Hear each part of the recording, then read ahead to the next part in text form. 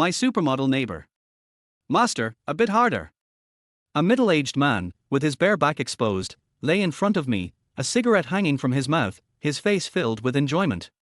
At that moment, I was working hard, rubbing his back. The heat from the steam in the bathhouse made sweat bead on my forehead, but I had no time to wipe it away, until it dripped into my eyes and caused a bit of discomfort.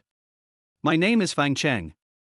I'm an art teacher at Jing City No. 5 High School, and I also work part-time at this bathhouse as a bath attendant. It might seem like an odd combination, an art teacher and a bath attendant, but I chose this job for a couple of reasons. First, the hours work well with my teaching schedule. As long as I have time after class, I can come here. Second, the tips here can be quite generous. Nice technique. I'll come back next time and tip you again. Go to the front desk later to claim your 50 yuan tip. The middle-aged man said casually as he threw on his bathrobe after finishing. Thank you, I said with a smile, feeling genuinely appreciative. This bathhouse is upscale, and most customers here are well off. If my service is good, I can earn some decent tips. No matter the amount, I always make sure to say thank you to show my gratitude. I was feeling pleased, still thinking about the tip, when I suddenly heard a few familiar male voices. Wang Liang, you're doing well these days. You're treating us to a bath at this high-end place. My dad made a lot of money in business this month. He gave me a few thousand to celebrate. Today, we're going to enjoy ourselves. I'll take you through that little side door later. Let me show you what true men's pleasure is. Really? That sounds great. The conversation made my heart skip a beat. Aren't these my students? I turned to look, and sure enough, it was Wang Liang, Zhang Jiming, and Zhao Qi from my class. I quickly turned my head, trying to avoid their gaze. I knew that with the art exam approaching, I had been pushing them hard, and they had a lot of complaints about me. If they saw me working here as a bath attendant after class, they'd probably make fun of me. I didn't want them to know. But it seemed that I was too late. Zhao Qi had already spotted me. Teacher Fang, he called out with a mischievous grin, walking over to greet me. You're here to rub backs too. He glanced at the nameplate on my uniform, his expression turning even more playful. Teacher, you wore the wrong clothes, right? Why are you wearing the bath attendant shorts and shirt? Hey, Teacher Fang, don't tell me you're actually a bath attendant here. Wang Liang pretended to be surprised and deliberately glanced at my nameplate, his eyes filled with open disdain. Let me check. Oh, you really are. Har har har. I didn't expect our refined Teacher Fang to have a side job as a bath attendant. Zhang Jiming joined in, mocking me as well. You're always the one with the most drama, Teacher Fang. And here I catch you working here. Talk about a twist of fate. Wang Liang let his fake surprise slip and smirked. Come on, Teacher Fang, let me feel your skills. If you do a good job, I'll make sure you get a nice tip. But if you hurt me, be prepared for complaint. At that moment, I lowered my head, gripping the towel in my hands tightly, not knowing how to respond. I felt as though I just wanted to disappear into the ground. Their words stung like a sharp knife in my chest. But I didn't know how to retort. This wasn't a school campus. Why would they show me any respect? Stop staring, Master Fang. I've booked a private room, follow me. Wang Liang clearly wasn't going to let me off the hook and continued. Yeah, we should help Teacher Fang with his business. I felt my face turn numb with embarrassment, but I quickly said, sorry, I'm off duty now. I hurriedly walked away, and behind me, I could still hear their mocking laughter. I just wanted to get out of here as quickly as possible. I couldn't do this part-time job anymore tonight. Once in the changing room, I switched back into my regular clothes, just a simple set of sportswear, and prepared to leave the bathhouse. As I stepped out of the door, my phone rang. Hello, are you a relative of Li Guifang? The voice on the other end was a bit hurried. Li Guifang was my mother. Yes, I'm her son, I said, instinctively nodding. Is something wrong? I'm from the city center hospital. Your mother collapsed on the street earlier. A kind person brought her here. Could you come by? The nurse asked. My heart skipped a beat. My mother had always been very healthy, how could she suddenly collapse? I'll be there right away.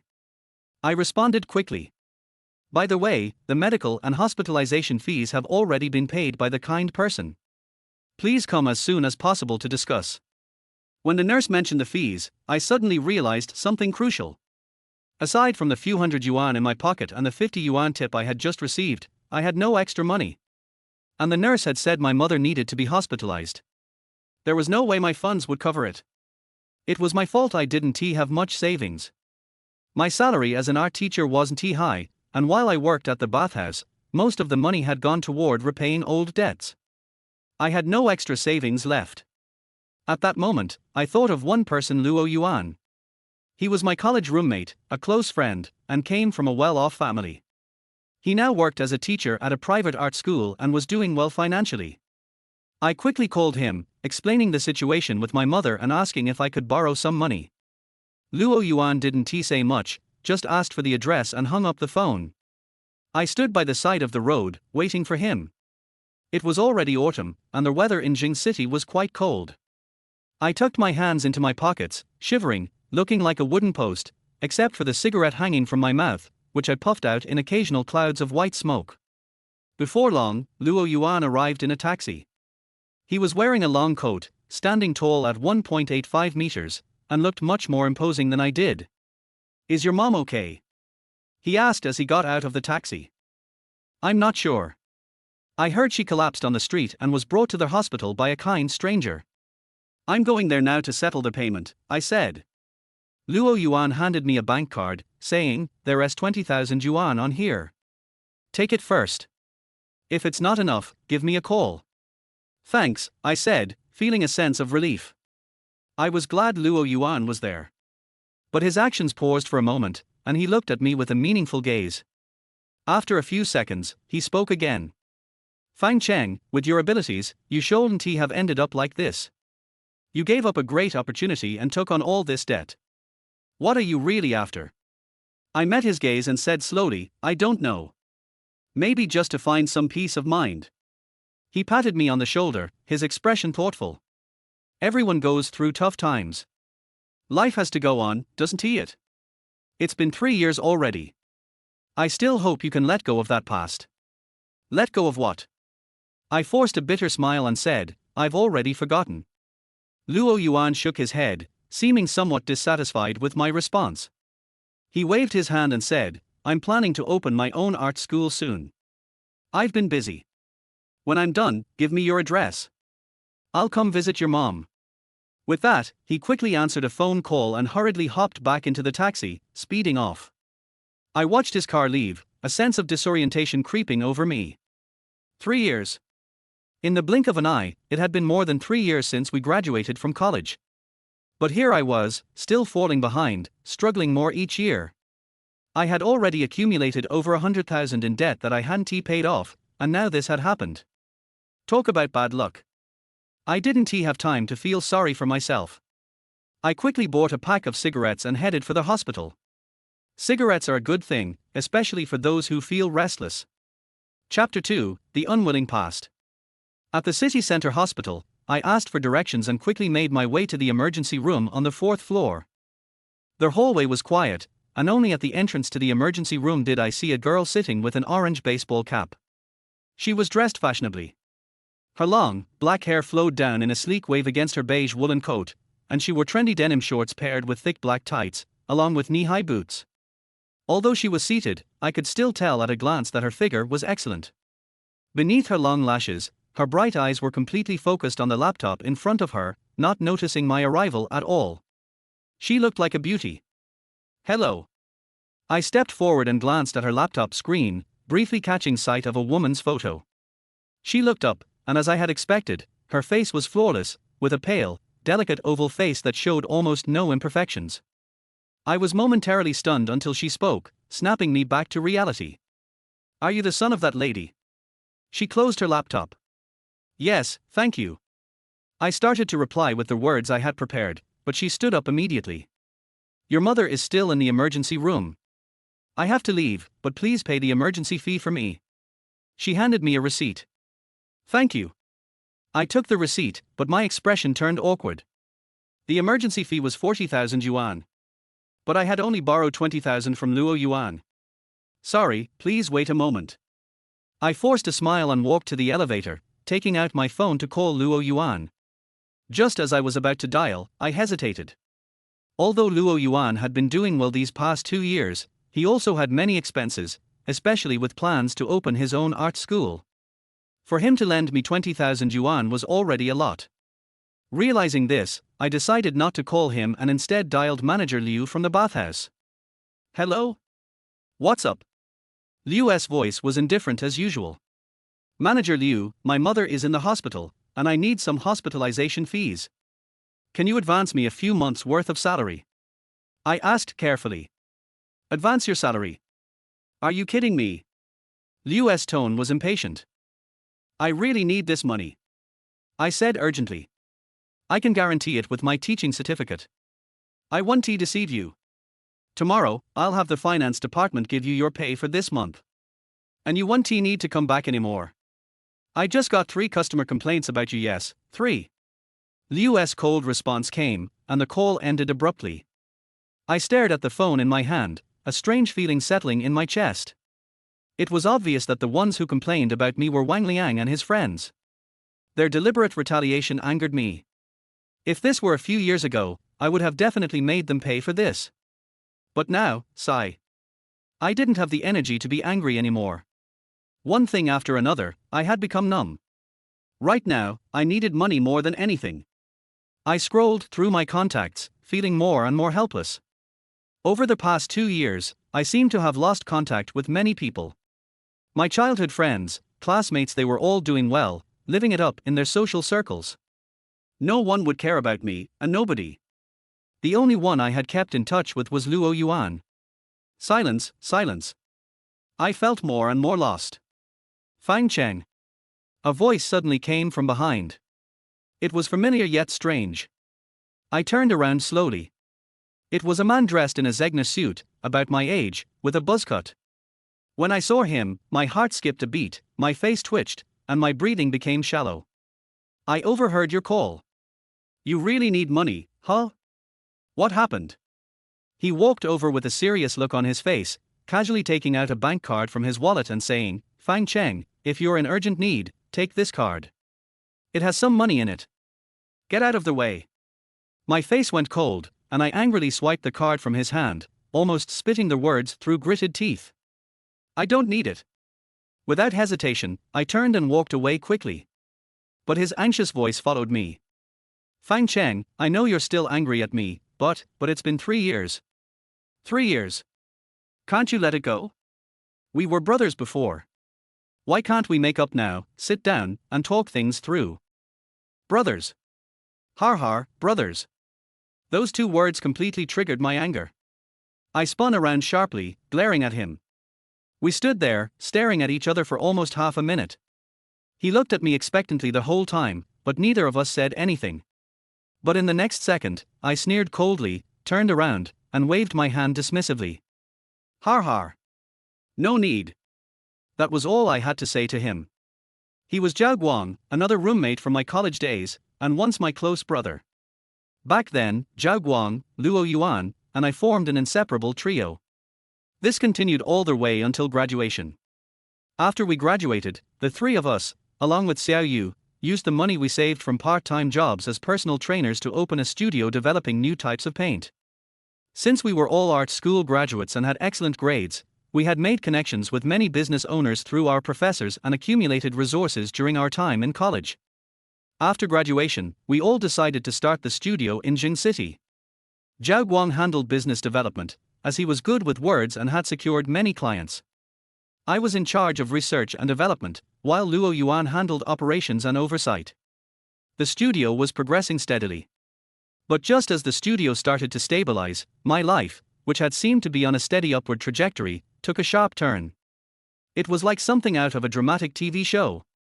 I discovered that Xiao Yu and Zhao Guang had betrayed me. Xiao Yu, my girlfriend of 4 years, and Zhao Guang, my best friend. They had been secretly seeing each other, and I found them lying together in the studio's lounge when I found out. At that moment, seeing their guilty and uneasy expressions, I stared at them for half a minute. I then said just one thing. Har har, no need. Afterward, I was heartbroken, severing all ties with the studio and, of course, with both of them. I shut myself away at home for half a month, wallowing in despair, until my mother persuaded me to apply for a teaching position at Jing City's number 5 high school as an art teacher. Later, when Luo Yuan found out, he also left the studio and scolded Xiao Yu and Zhao Guang for me. Because the studio was registered under my name, after I left, it was shut down. The loans and hefty penalty fees from contracts signed when the studio was set up all fell on me after the closure. No one else knew about it, only the 4 of us. Later, Zhao Guang reached out to me several times. He apologized and said he wanted to help me pay off the debts. He told me that his father had gotten rich from developing real estate, that his family had opened a design company, and that he wanted to give me some shares from his new company. But I rejected him every time. The debt was indeed significant, but I wasn't incapable of paying it off. To me, dignity was far more important. If I had accepted his help, wouldn't I have truly become a dog, or worse, a joke? As memories of the past flooded back, my chest tightened in pain. 3 years. What does 3 years even mean? The scars left by the dual betrayals of friendship and love could not heal in just 3 years, especially for someone like me who valued relationships so deeply. Chapter 3: The Exorbitant Surgery Fees. When I finally pulled my thoughts together, I stopped and realized I had unconsciously walked in a circle, ending up right back at the emergency room door. Zhao Guang was nowhere to be seen. I only saw the beautiful girl sitting in a chair, her swan-like neck arched as she looked at me coldly with bright eyes. At that moment, I remembered that the financial issue still hadn't been resolved. Here. I gathered my courage and walked over. I took out the card that Luo Yuan had given me and said, "There are 20,000 yuan here. I'll return this to you first. As for the rest, can I have your contact details? I'll pay you back later." She looked me up and down, seeming to notice my predicament, and gave a slight nod. She took the bank card and from her bag, pulled out a small notepad, writing down her bank account number. "I have a poor memory, so it's better to pay me as soon as possible." "A poor memory is even better," I thought to myself, a wretched idea crossing my mind. But it seemed as if she could hear my thoughts, as she added, "If you try to default on the payment, I'll hire a lawyer and sue you." After saying that, she asked for my ID card, wrote down my information on another piece of paper, and then, in her tall boots, walked off without a second glance. I caught a faint fragrance lingering in the air and gazed at her retreating figure, feeling a strange mix of emotions. She's beautiful, dressed well, and has a good heart, but she's like an iceberg. After she left, I sat alone in front of the emergency room door, waiting for news. After a while, the door to the emergency room opened, and a doctor in a white coat stepped out and took off his mask. "Is the family of Li Guifang here?" "I'm her son." I stood up immediately. "How is my mom?" "The patient has complications from diabetes, with a risk of paralysis. Surgery needs to be performed as soon as possible." As the doctor wrote on a notepad, he spoke, then handed me the sheet. The handwriting was messy, full of medical jargon that I didn't understand. But the words at the bottom were particularly glaring. Estimated surgery cost 330,000 yuan. 330,000 yuan. For someone like me, with only a few hundred yuan in my pocket, this was an astronomical figure. My heart tightened, and I felt completely at a loss. "Sir, based on your mother's condition, the surgery should be done within 10 days at the latest." The doctor's words brought me back to reality.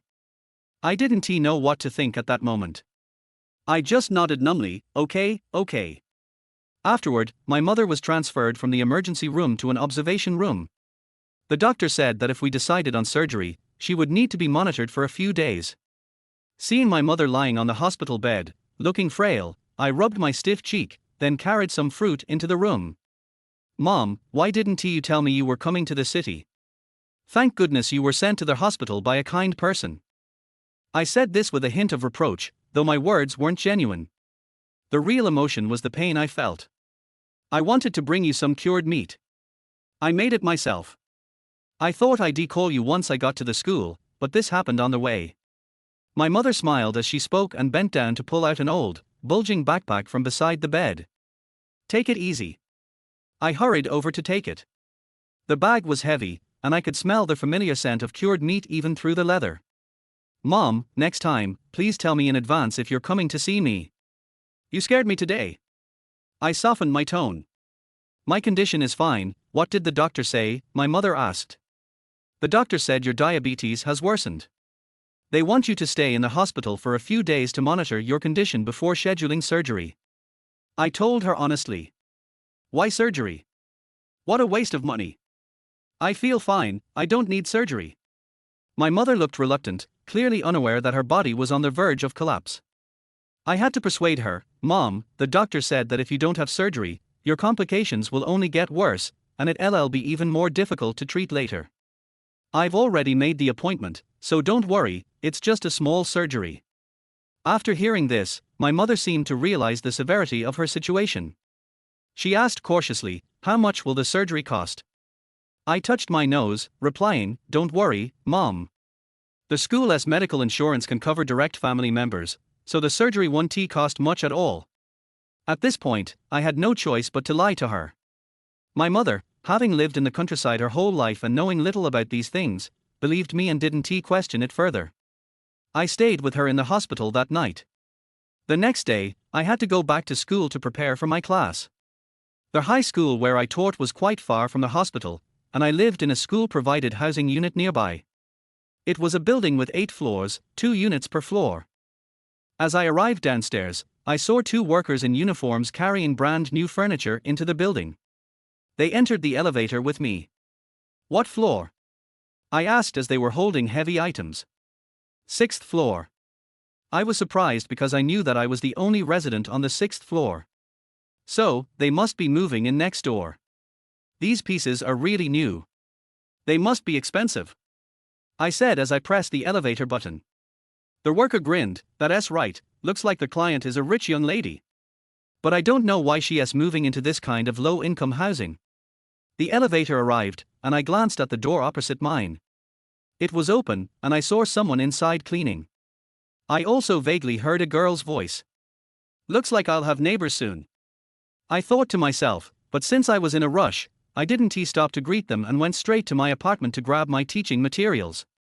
A few minutes later, when I stepped out again, I saw a girl standing in the hallway, just finishing a phone call. We turned to face each other, and the expression on both our faces became very awkward. Is it you? I asked, surprised. You live here, she asked, equally surprised. It was an incredible coincidence that we had just met at the hospital, and now we were neighbors. She was the kind-hearted girl who had paid for my mother's emergency fees. Yes, looks like we'll be neighbors. I gave an awkward laugh, feeling a little embarrassed. After all, I owed her 20,000 yuan right after meeting her. Are you a teacher? She noticed the art materials in my hand. Yes, I'm headed to school now. I'll make sure to thank you properly when I get the chance. I tried to ignore the awkwardness of the debt and said my goodbyes before leaving. But I was full of questions. Her elegant demeanor and clothing, along with the high-end items she used, clearly indicated that she wasn't just an ordinary person. How could someone like her move into a humble building like this? But that wasn't my concern. I hurried to school, barely making it to class on time. Quiet down, class is starting. I walked to the front of the classroom, trying to calm the chaotic atmosphere. Did you all finish the portrait sketch homework I assigned last class? I'm going to start checking them now. With the art exam approaching, I had assigned a lot of work lately. The students opened their sketchpads, and I began checking them one by one. Most of the work was quite good, and I felt satisfied. But the atmosphere in the room felt odd. Almost all the students were looking at me strangely, especially the group in the corner led by Wang Liang. I thought back to what had happened at the bathhouse yesterday, and a sense of guilt crept in. Teacher Fang, what do you think of this sketch of a back rubbing scene? I was about to ignore everything and start the lesson, but Wang Liang stood up, calling me over and pointing to his sketchpad. I looked over and saw that he had roughly drawn 2 human figures, one appearing to rub the back of the other.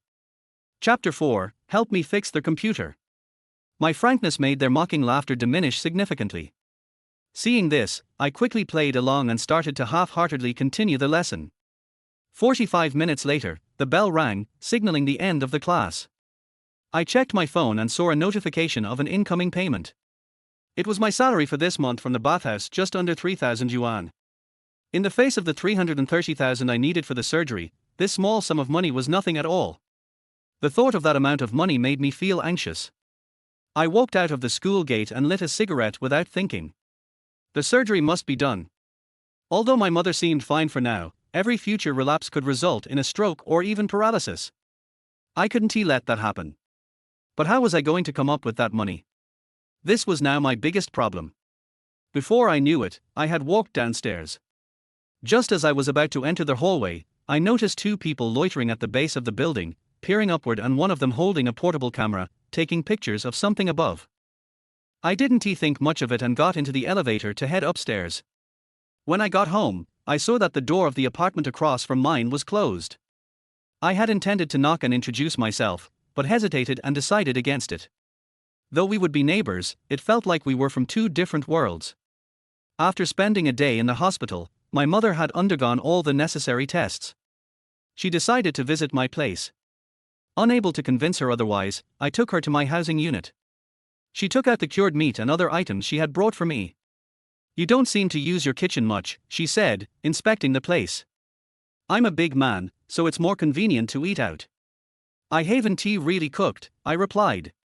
"Now that I'm here, I'll tidy up and cook a proper meal for you," she said, smiling. "No, Mom, let us go eat outside. You've just had an emergency treatment, you don't need to go through the trouble," I quickly insisted. "I've been doing these things my whole life." "What's so hard about it?" she replied, already starting to organize the kitchen. Although I hadn't cooked much since I broke up with Xiao Yu, the kitchen was still stocked with the basic pots, pans, and utensils. "I'll help you," I said, walking over to assist her. "Son," my mother suddenly stopped, turned, and looked at me with a complicated expression. "I may not understand much, but I've learned a few things. I can find out some things by asking people around me." I was caught off guard, realizing she had figured out that I had lied to her about the medical insurance reimbursement. "If it's really impossible, don't do the surgery. At my age, some things are bound to happen sooner or later," she continued. I felt a lump in my throat as I watched her slightly stooped figure. The feeling was unbearable. When my father fell ill and passed away, the family had spent all their savings on his treatment, but it was still too late to save him. I lowered my head, not speaking, but silently swore to myself that I would not let my mother suffer from illness again, no matter what.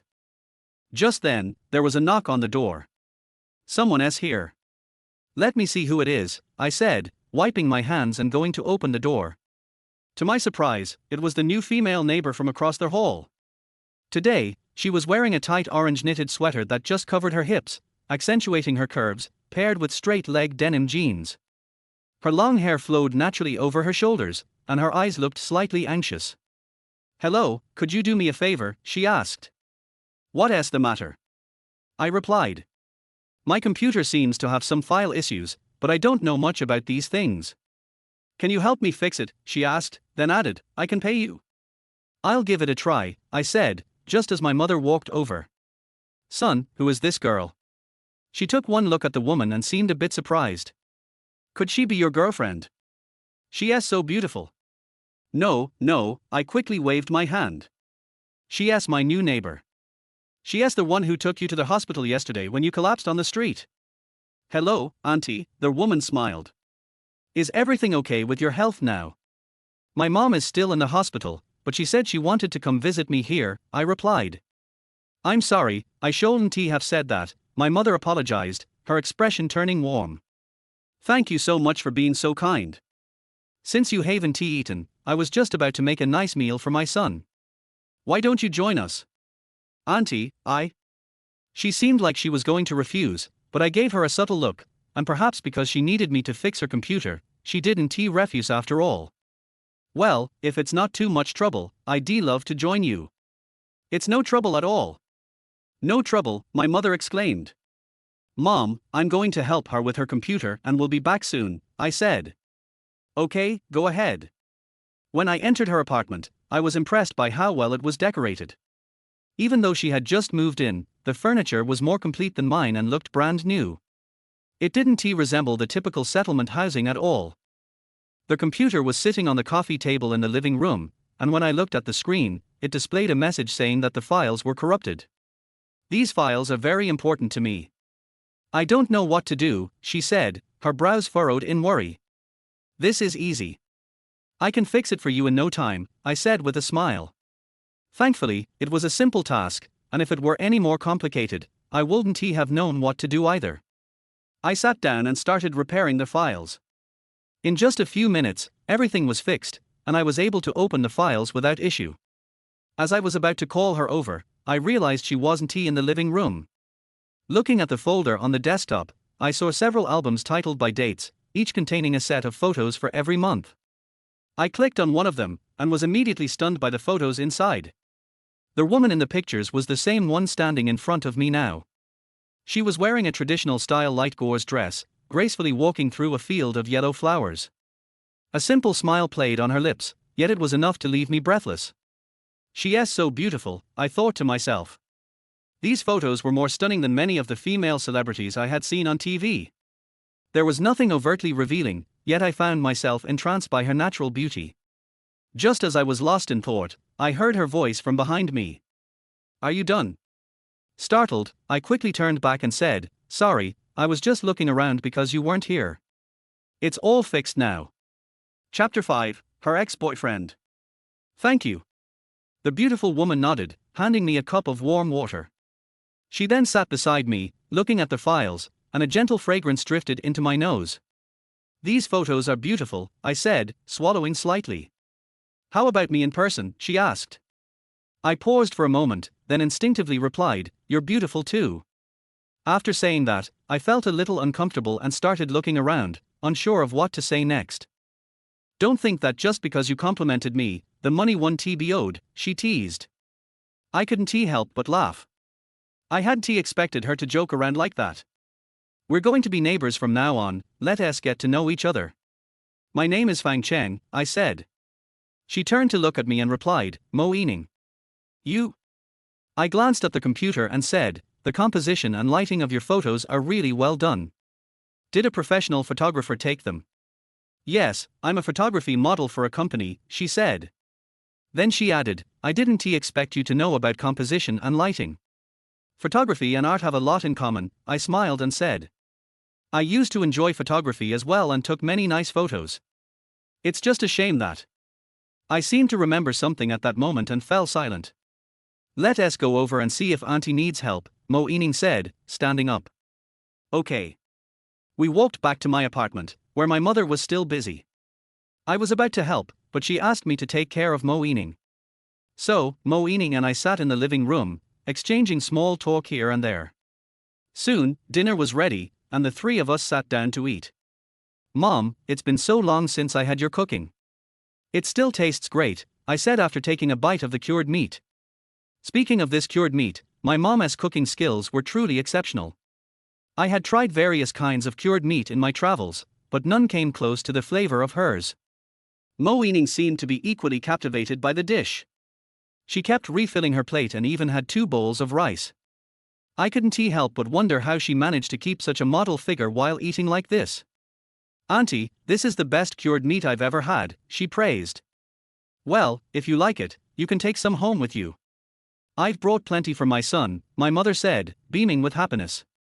"No need," Mo Yining waved her hand and pouted. "I wouldn't know how to cook it even if you gave it to me." I was surprised. I had just seen her well-equipped kitchen, and it seemed like she didn't cook at all. "Then let my son cook it for you," my mother said directly. "Mom, I have to go to class," I said, feeling a little helpless. Eating alone at home feels so lonely. "Whenever you have time, try cooking. It's more lively when 2 people eat together," my mother insisted. "Miss Mo might not want that," I said. Mo Yining just smiled without saying anything. Honestly, her smile was really charming. But for some reason, I rarely saw her smile. In fact, she smiled more often in those photos than in real life. After finishing the meal and cleaning up, I was about to take my mother to the hospital. I waved goodbye to Mo Yining, and she returned to her apartment. On their way to the hospital, my mother kept talking to me, "Son, that girl is really nice. She is pretty and has a kind heart. You should really make a move." "Mom, she is just my neighbor," I forced a smile. "You know what they say on TV, the close neighbor gets the first chance," my mother said seriously. I suddenly felt a headache coming on. "Mom, that is, the nearby pavilion gets the moon first." "Well, I'm just looking out for you. Since you broke up with Xiao Yu, you haven't mentioned any other girls to me." I'm worried about your future, my mother said with concern. Yining is a really good girl. Mom, I'm not in the same world as her. I'm just an art teacher with a few thousand yuan salary. I don't deserve someone like her, I shrugged. Son, my mother said, pulling a savings book from her bag and shoving it into my hand. I know Xiao Yu's situation has affected you a lot.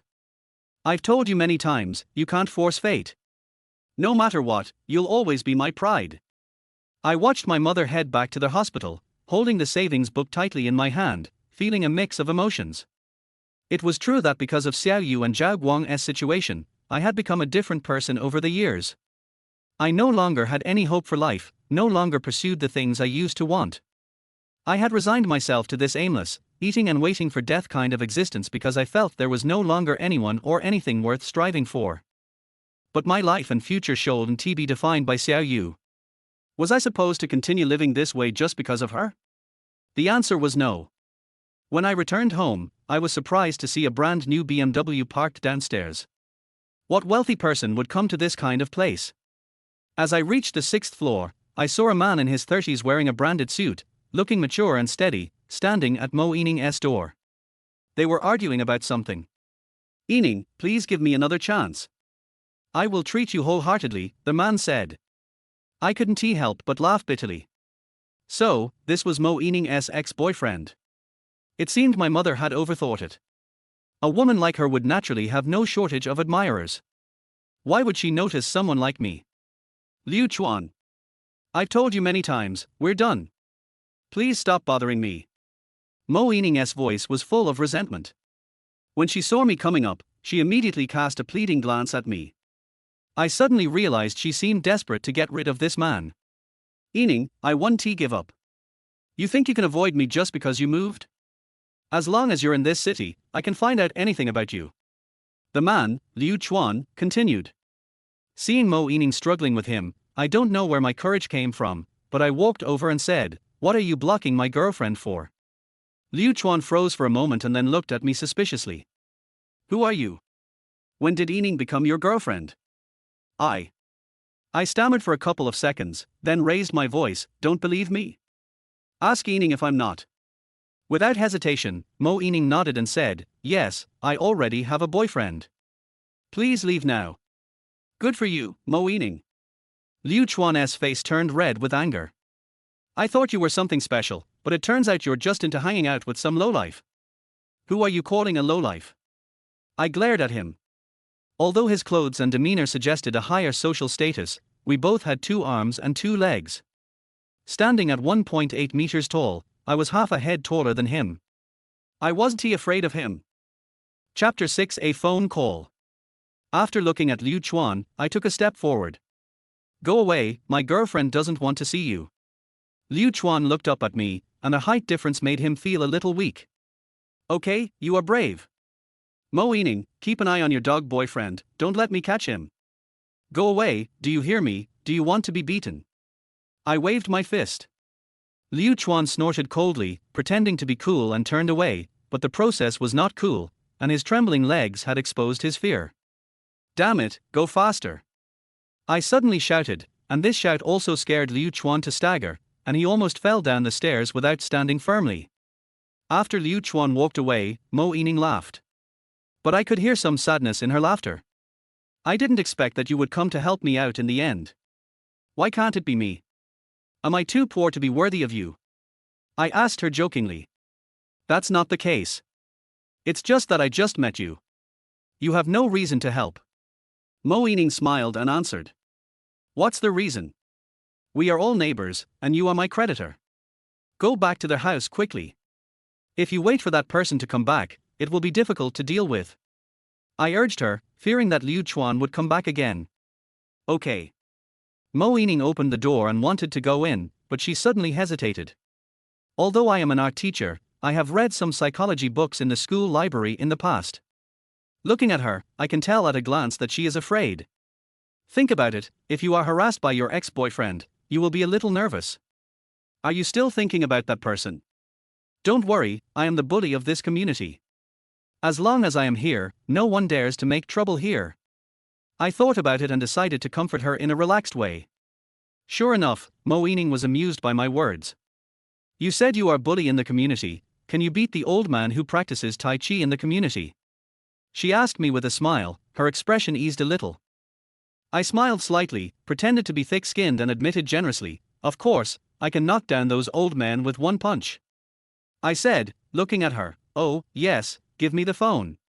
Hearing this, Mo Ening's eyes suddenly became alert when she looked at me, and most of her body hid in the door, only showing her head. What are you going to do? Looking at her nervous look, I touched my forehead and felt that Mo Ening must have misunderstood. What are you thinking about? I want you to save my mobile phone number, so that you can call me directly if you have anything in the future. I explained to her. However, Mo Ening was still very alert. After half a minute, she slowly took out her mobile phone, but did not hand it over. I couldn't wait any longer and snatched the phone from her hand. Mo Ening panicked, hey, how could you do this? I didn't reply, but took a step back. Her phone was not locked, so I clicked into the address book and saved the phone number in it, and then returned the phone to her. Remember, my name is Fang Cheng, call me if you need help. I said with a smile, and saw Mo Ening staring at me blankly, obviously not back to her senses. But I didn't talk to her anymore, and turned around and walked towards my door. Just as I was about to open the door, I heard her voice from behind. Thank you. Then there was the sound of the door closing. I smiled knowingly and sighed again. She is a good girl, beautiful, and my type. But she and I are from two different worlds. Although I haven't fully peeked into her past, I have already noticed that her identity is not ordinary. And me, Now, I can't even afford my mother's medical expenses. Falling in love and pursuing someone is too far away for me. Thinking about it, I went back to their house, sat on the sofa and lit a cigarette. The smoke rings slowly rose up and accumulated above my head, like a lingering cloud of sorrow. I was worried. I didn't know what to do with my mother's sky-high medical expenses. 300,000, even if I were to grind my bones and scatter my ashes, I couldn't raise the money in a short time. Ring, ring, ring. Just thinking about it, suddenly, the ringing of the mobile phone interrupted my thoughts. I picked up the phone and answered the call without even looking at the caller ID. Hello, who is this? I asked in a hoarse voice. You bastard, I just left you, and now I don't remember it. The man said. I immediately knew who he was. Sure enough, his next words verified that the person on the other end of the phone was Liu Chuan, who had just left. Damn you, you bastard, you dare to lie to me, you really dare to say you are Mo Ening's boyfriend, why don't you take a piss and look at yourself, do you deserve it? He said angrily on the phone. My heart sank. This guy just left and called me right after. How did he get my contact information? My face changed in an instant. I had a hunch that his identity was probably not ordinary. This time, I might have kicked the iron board to protect Mo Ening. At this time, Liu Chuan shouted again on the phone. Boy, I know your current situation, let's make a deal. He sounded a little proud. As soon as he finished speaking, he stated the conditions he offered without giving me time to react. Fang Cheng, I don't want to waste time talking to you. As long as you agree to help me, I will give you 300,000 yuan to save your mother. I have found all your information and know that you are a filial son. Your mother's illness can't be delayed. I feel sorry for you and want to help you. The opportunity is in front of you. It depends on whether you do it or not. These words made me hold my breath. Sure enough, this guy's means are really extraordinary. My personal information can be easily obtained. He must not be an ordinary citizen. And he can take out 300,000 yuan in one breath, which shows his strength. Fang Cheng, the opportunity is in front of you, you have to seize it. If you miss it, I will ask you where to get the 300,000 yuan in a short time. When I was silent, Liu Chuan said in a persuasive way. He was annoying and his voice was not pleasant, but at this time, I had an impulse to let him continue. And he must have guessed that I was shaken and tried to persuade me again. Fang Cheng, don't worry, what I want you to do is very simple tilde. I don't want you to kill or set fire, nor do I want you to embarrass yourself. I just want you to take a few photos for me. He said again, paused briefly, took a breath, and his voice was a little crazy. Since you don't say anything, I'll just say it directly. I want you to take a set of private photos of Mo Ening for me. While she is asleep, sneak in and take a few explicit photos. The more you take, the more I will give you. If your work satisfies me, I will give you at least 300,000. Chapter 7 Cousin. 300,000. At least 300,000. As long as you take more photos, you can earn more. It's just a few private photos. It won't cost you a lot of money. A few photos can save a life. This sum of money can smoothly allow my mother to complete the operation and solve my urgent needs. When I think of this, my eyes are hot. Morality and money are constantly shaking in my heart. Just take a few photos and you can easily solve all this. But, what should Mo Yining do? She hates Liu Chuan so much, and Liu Chuan is obviously not a good guy. Maybe he will threaten her with private photos. How important is innocence and reputation to a woman? What if she gets upset because of this? I rubbed my temples, my head almost exploded. I have been entangled in this matter for 2 days. I can't sleep well or eat. I feel like I am in a trance. Son. I was pulled back to reality by a call and looked up at my mother on the hospital bed. My mother grabbed my hand and said with concern, "If you have nothing else to do these days, don't go to the hospital. Mom can handle it. You look very tired, so just rest at home." Mom, I'm because of something else. Before I finished speaking, there was a knock on the door. The door of the ward opened, and Mo Yining appeared at the door with bags of various gifts. I was startled and quickly stood up to greet her. "What are you doing?" Mo Yining smiled embarrassedly. "I was treated by my aunt before, I can't eat for free, so I thought I'd find time to come and see you. Didn't I bother you?" "What are you talking about? Don't bother me, come in." My mother smiled so hard that her teeth were showing. She hurriedly pulled her hand and sat on the bed, reluctant to let go. The nurses and doctors passing by thought she was her daughter-in-law.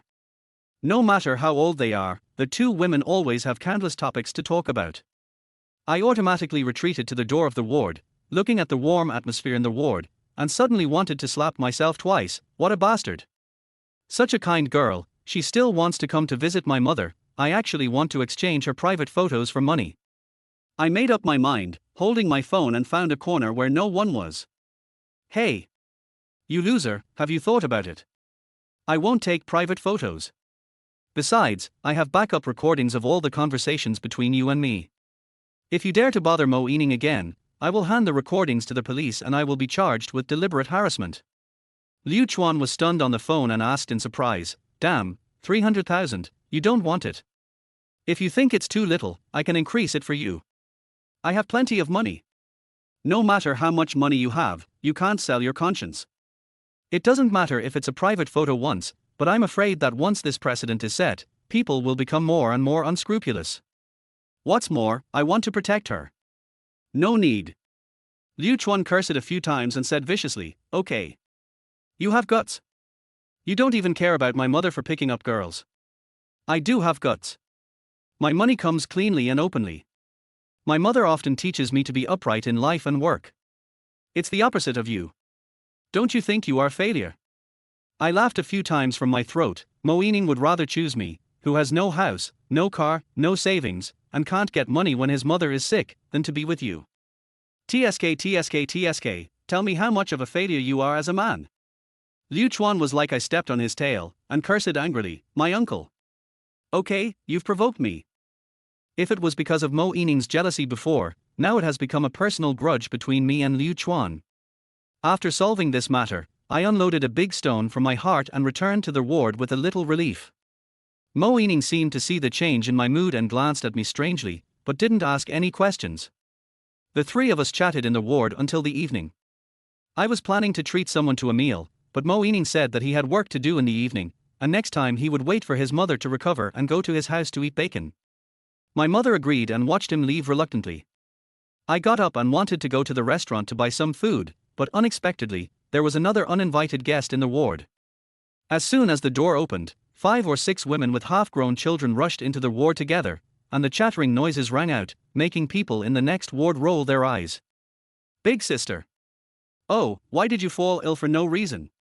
My mother is the eldest in the family, with a younger sister and 2 younger brothers.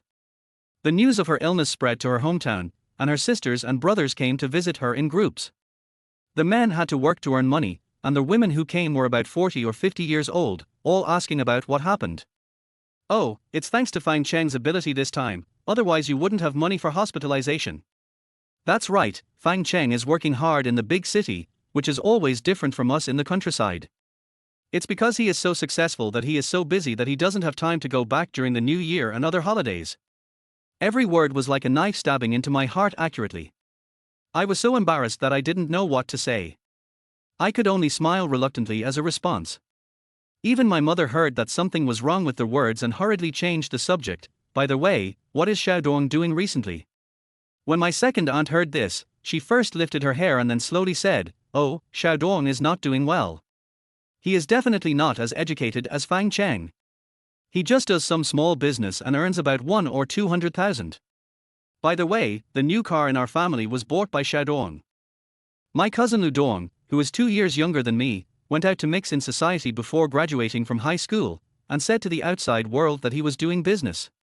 I still remember that a few years ago, when I founded the studio, that guy wanted to work for me, saying that he was fired by the boss and had nowhere to go, and he was almost unable to eat.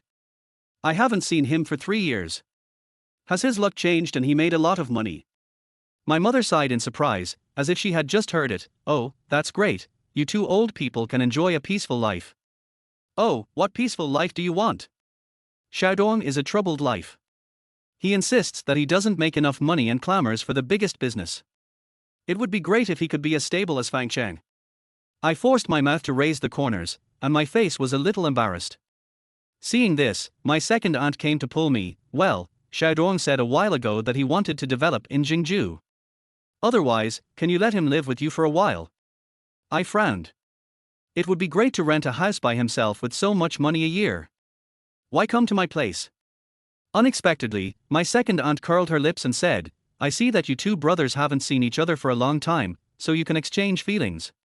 Xiaodong's business is good, and he can make money with you. Are you unwilling?" When I heard this, I began to feel conflicted. If I could really make money, it would be great. It's just, this matter is vaguely unreliable.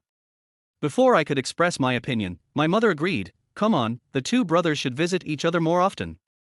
Chapter 8 Little Notes. After a hypocritical chat, each of their children boasted a lot, but they didn't mention my mother's condition.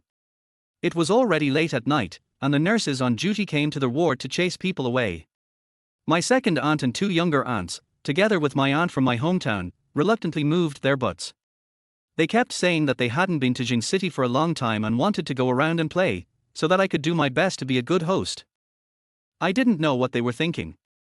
If they didn't pick up money on weekdays, they would lose it. They said they had to take care of my mother and deliberately didn't talk to them. After a few rounds, they were too embarrassed to shamelessly touch them. Before leaving, my second aunt gave me Lu Dong's phone number and said she would contact me in a few days. That look was as if Lu Dong had come to live in my house and I had taken advantage of them.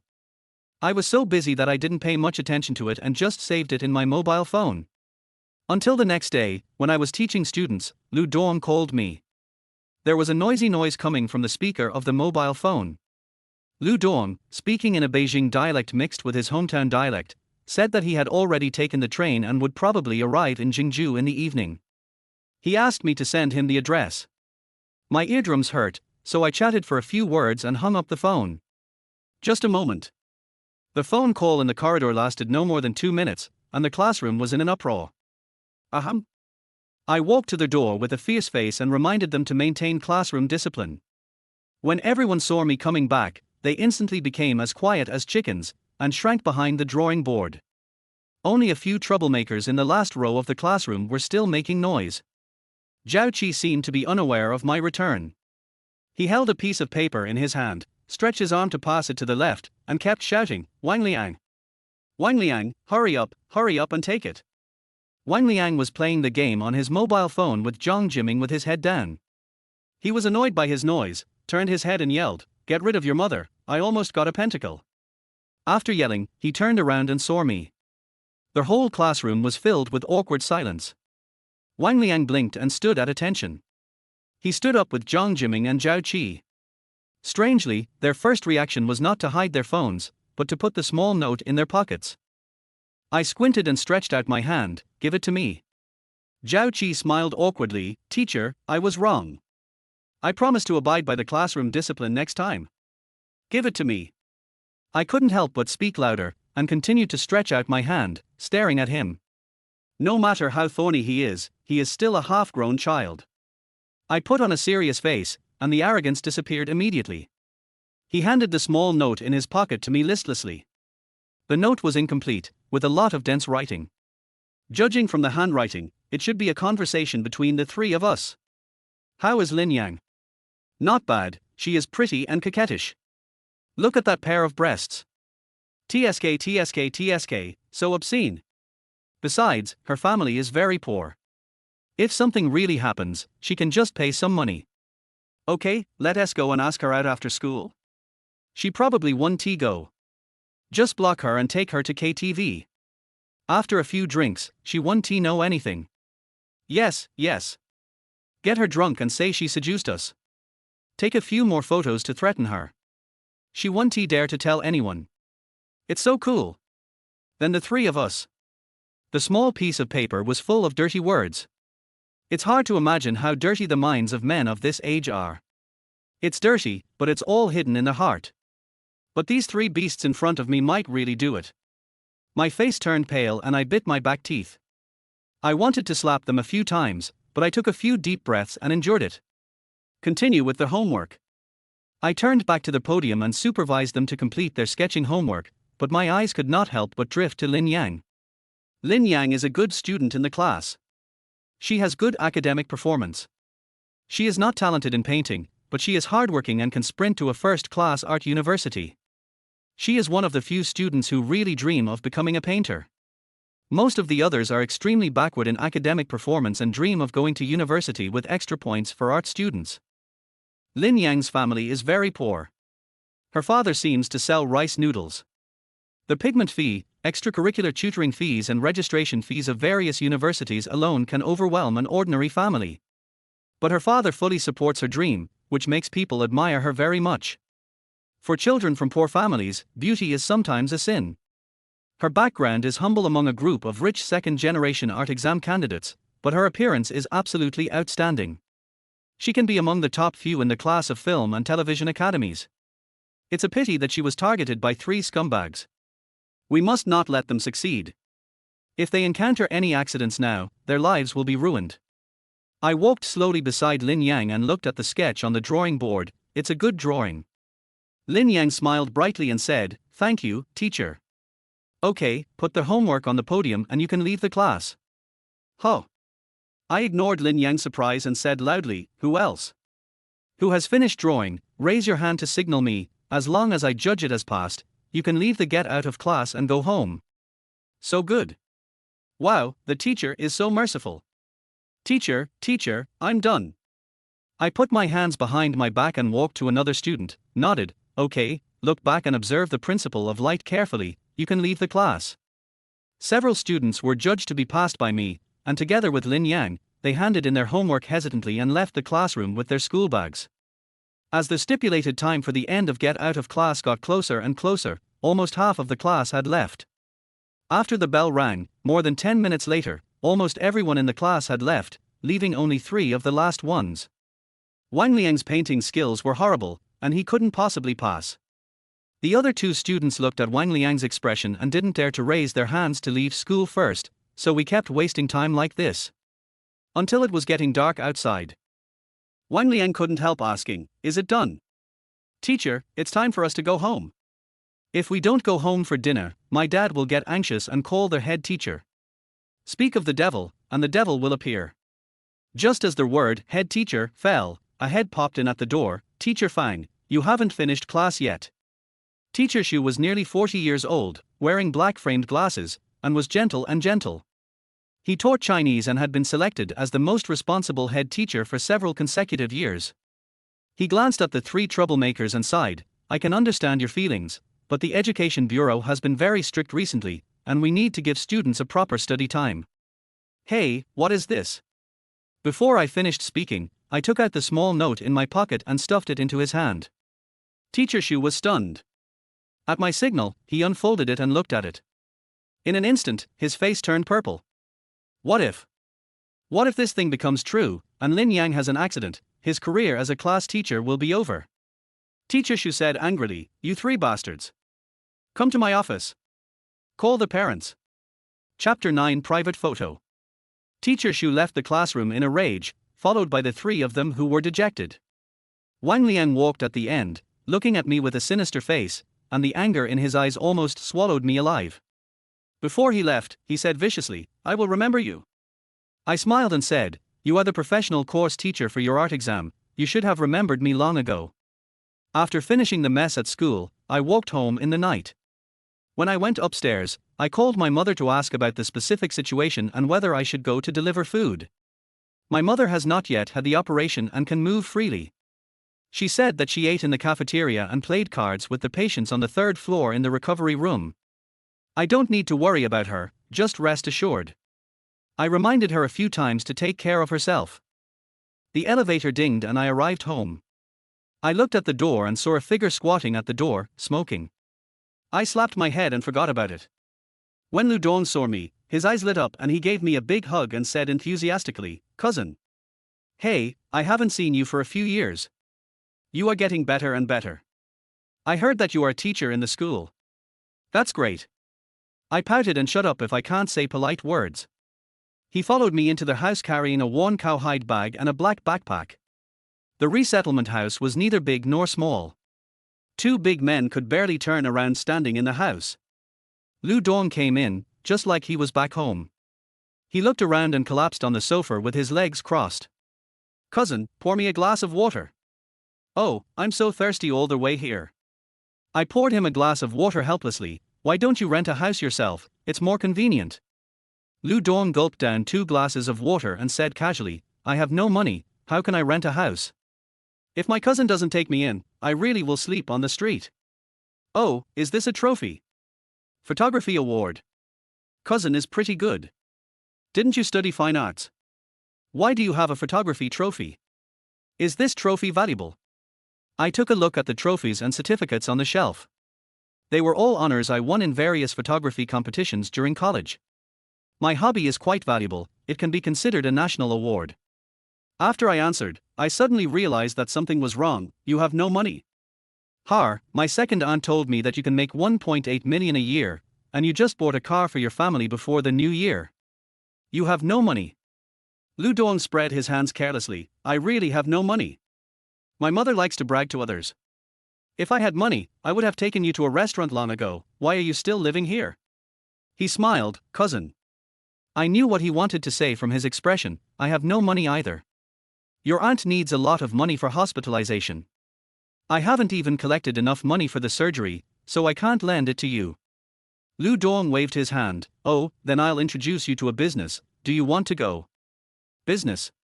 This turn was too fast, and I didn't react for a while. I asked in confusion, "You are a newcomer and don't know anyone. What kind of business can you have?"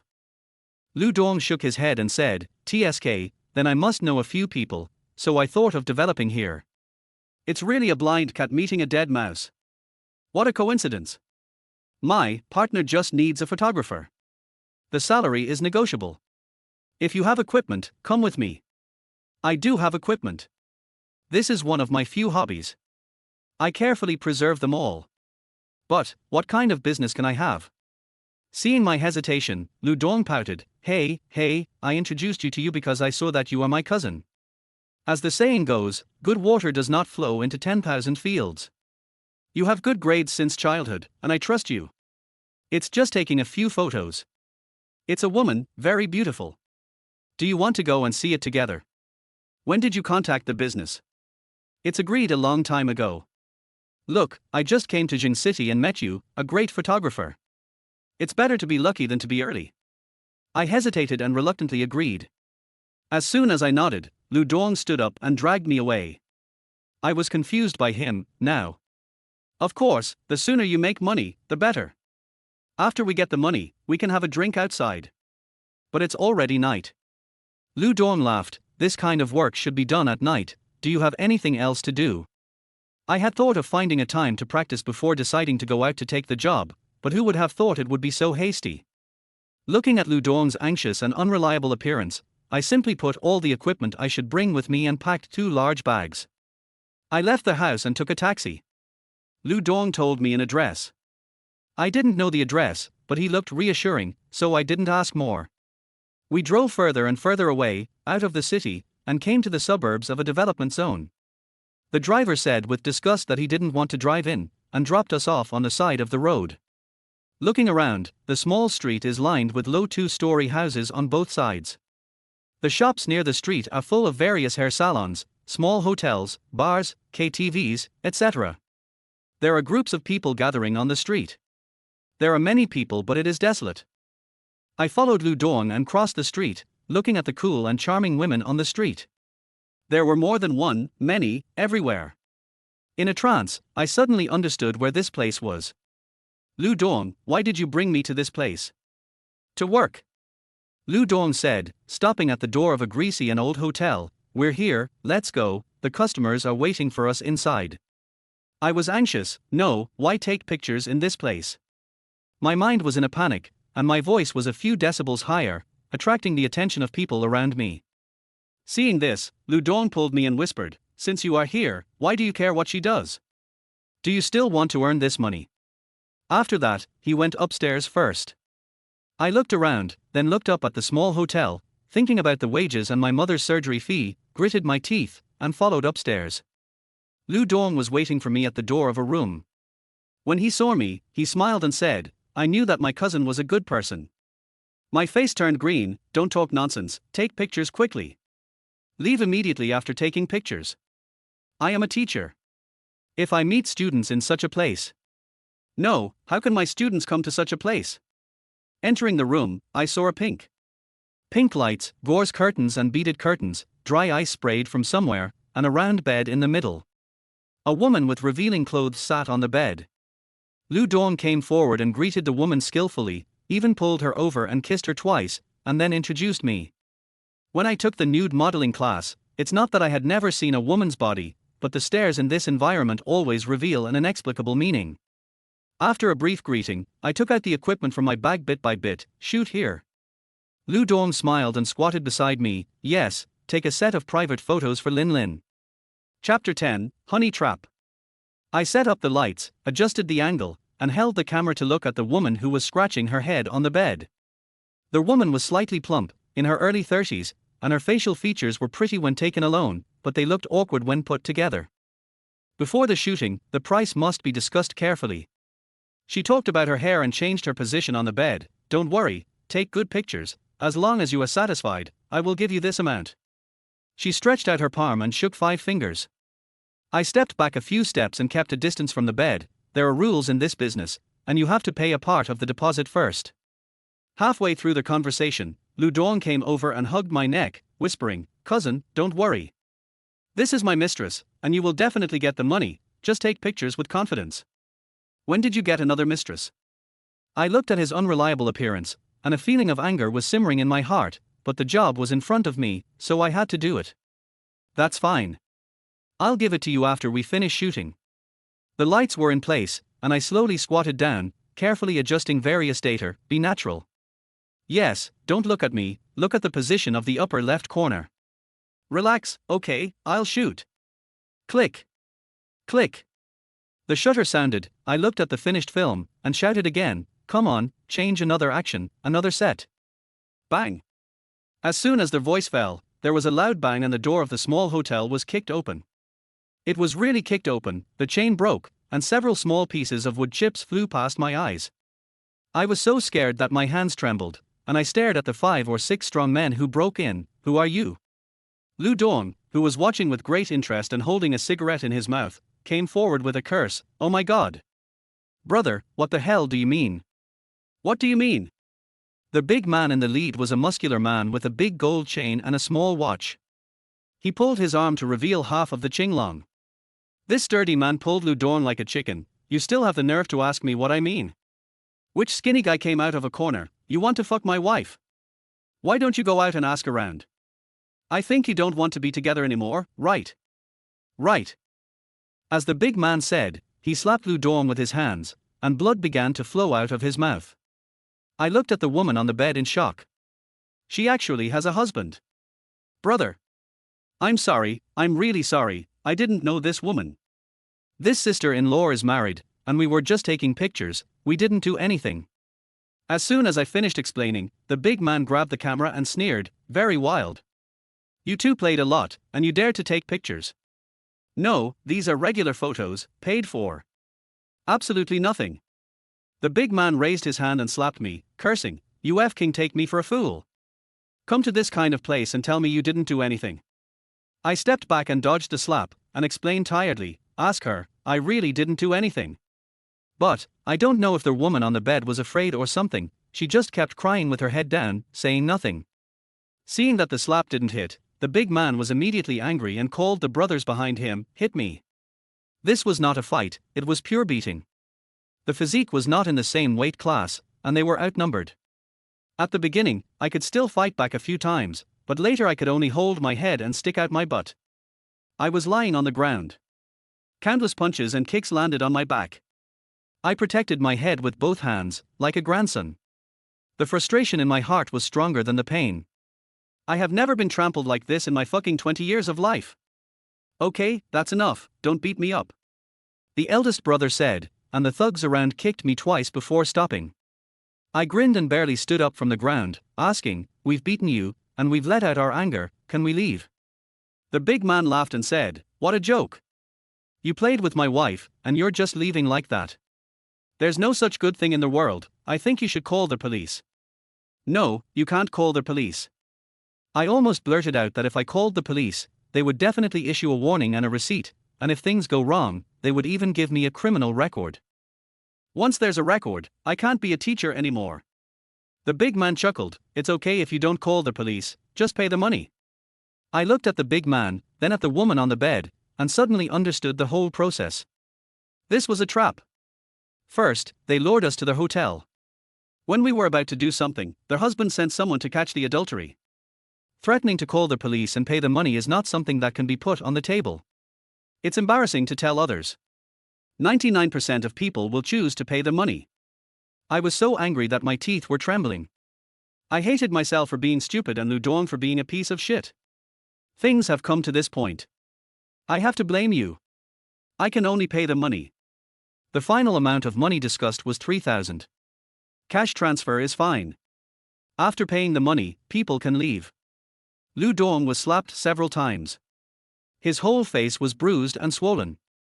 He looked at me carefully and whispered, cousin, you know, I don't have a penny.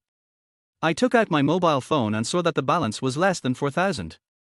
After paying the compensation, there would really be nothing left. I gritted my teeth and transferred the money directly. The camera is mine, give it back to me. The big man swung my camera, touched his chin, and deliberately found fault. There are no photos of my wife in this camera, I want to see, don't let you take advantage of it. No, there are only 2 photos, you can delete them. I have always been resistant to taking private photos. When I took them, I was behind a gauze curtain, just a body that was vaguely visible. The big man fiddled with the camera, still not giving up, is this camera expensive? It's not expensive, but it has been with me since college, and it is the longest thing around me. To be hypocritical, it has a relationship with me. Seeing him carelessly breaking the lens, I was furious and shouted, give it to me. This is my camera. The big man looked up, was stunned by my cannibalistic look, and didn't say anything, raised his hand and threw the camera to me. I quickly packed my things, carried my bag, and ran downstairs. What the hell is this? I didn't make any money, but I'm still sticking my butt out. I was beaten up and had to pay 3,000 yuan. The frustration in my heart was stuck in my throat, not to mention how uncomfortable it was. The cold wind was blowing on the street. I couldn't find a taxi in the middle of the night. I walked along the sidewalk and ran all the way forward. Lu Dong trotted behind me, cousin. Cousin, wait for me. Let's discuss and take a taxi. Oh, this bastard beat me up, my whole body hurts. I guess I should apply some medicine to kill the virus. Cousin, where are you going? I stopped suddenly and said coldly, get out. Stay away from me. Lu Dong was stunned, with a shameless face, smiling and flattering, cousin, I know you are angry, but no one wants this to happen, and I didn't expect that woman to play this trick on me. Looking at his face and mumbling, I became more and more angry. It was all your fault. What good job did you do to end up like this? Otherwise, you wouldn't have been beaten and paid money. I was getting more and more angry, so I raised my hand and punched him in the face that deserved a beating. Chapter 11 Drunk. You hit me. Why can't I teach you a lesson? You loser. I thought you were really capable, but you're still as despicable as before. Get out. Fang Cheng, you're awesome. I helped you out of brotherhood, and I did it for your own good. You're an ungrateful person. Hearing this, I laughed out of anger. You did it for my own good. You got me a job in the red light district, took private photos for your mistress, and even let your mistress's old man block you in the house and set you up. You were beaten up in shame and paid money. I pointed at him and said, "Get lost. I don't want to see you. Go wherever you want to get paid. Don't mess with me." After that, I called a taxi, crouched down and got in, and went back to the community. I was really angry. Paying money and getting beaten was not the most important thing. The problem was that this matter was frustrating and embarrassing. You didn't even dare to tell others about your grievances. It was really stupid. In a rage, I threw all the bags that Lu Dong hadn't arranged in time into the security room, sent him a message, and blocked him directly. Asshole. Sleep wherever you want. This whole process lasted until 2 o'clock in the morning. I hurriedly applied some ointment and went to bed. But my whole body was twitching with pain. I rolled back and forth on the bed and didn't sleep well all night. The next day, I hurriedly got up and went to school. I repeatedly warned myself in my heart that I didn't need to take it to heart. The past was over. Just treat it as a dog bite. I will earn money slowly. This time, just be careful. The more you want to turn the page, the more people don't want you to be quiet. When I was taking care of my mother in the hospital, a strange phone number called. I picked up the phone in confusion. Hello. Fang Cheng. You are such a piece of shit. I kindly asked our Xiaodong to help you and give you a hand. But you even threw out your betting roll. Are you still a human being? Is there a brother like you? This tone of blaming others and the shameless spirit are really inherited from their family. Lu Dong is such a grandson. How old are you? You were kicked out the day before yesterday, and you complained to your family today. I laughed out loud. Second aunt, whether I am a good person or not is another matter. Why don't you ask Xiaodong why I drove him out? The phone was still ignoring her. Why? Isn't it because you are narrow-minded? Business has its gains and losses. What's the matter? It's just a business that made you lose some money. Look at how anxious you are. It's just a small matter, and you are whining like a woman. Fang Cheng, second aunt is giving you a piece of advice for your own good. People who do business and do big things can't be like this. It's really awesome. This mouth can turn black into white and dead into alive. In the end, it's my fault. I shouldn't be so narrow-minded to drive Lu Dong out, and thank him for taking care of my business. Then I'm really a slut. You can't reason with this kind of woman, because in her eyes, she is always right. I responded directly, isn't it? Our family is petty and small-minded. Not only can we not achieve great things, but our luck is also not good. Your son is so capable, let him buy a house directly, so that my small piece of land will not dirty your ancestral grave. After hanging up the phone, I rubbed my face, calmed down, and walked into the ward. In the early stage of the operation, most of the adjustments were made, such as infusion, medication, and observation. My mother's complexion became better and better after staying in the hospital for a few days. Come, I bought you some buns, eat them while they are hot. Mother took the buns, looked at me, and said embarrassedly, "Son, what happened between you and Xiaodong?" My face changed, and I asked back, "Do you know about this?" Mother sighed helplessly. "Your second aunt's temper is not unknown. She called here early and clamored that you ignored the brotherhood and drove Xiaodong out."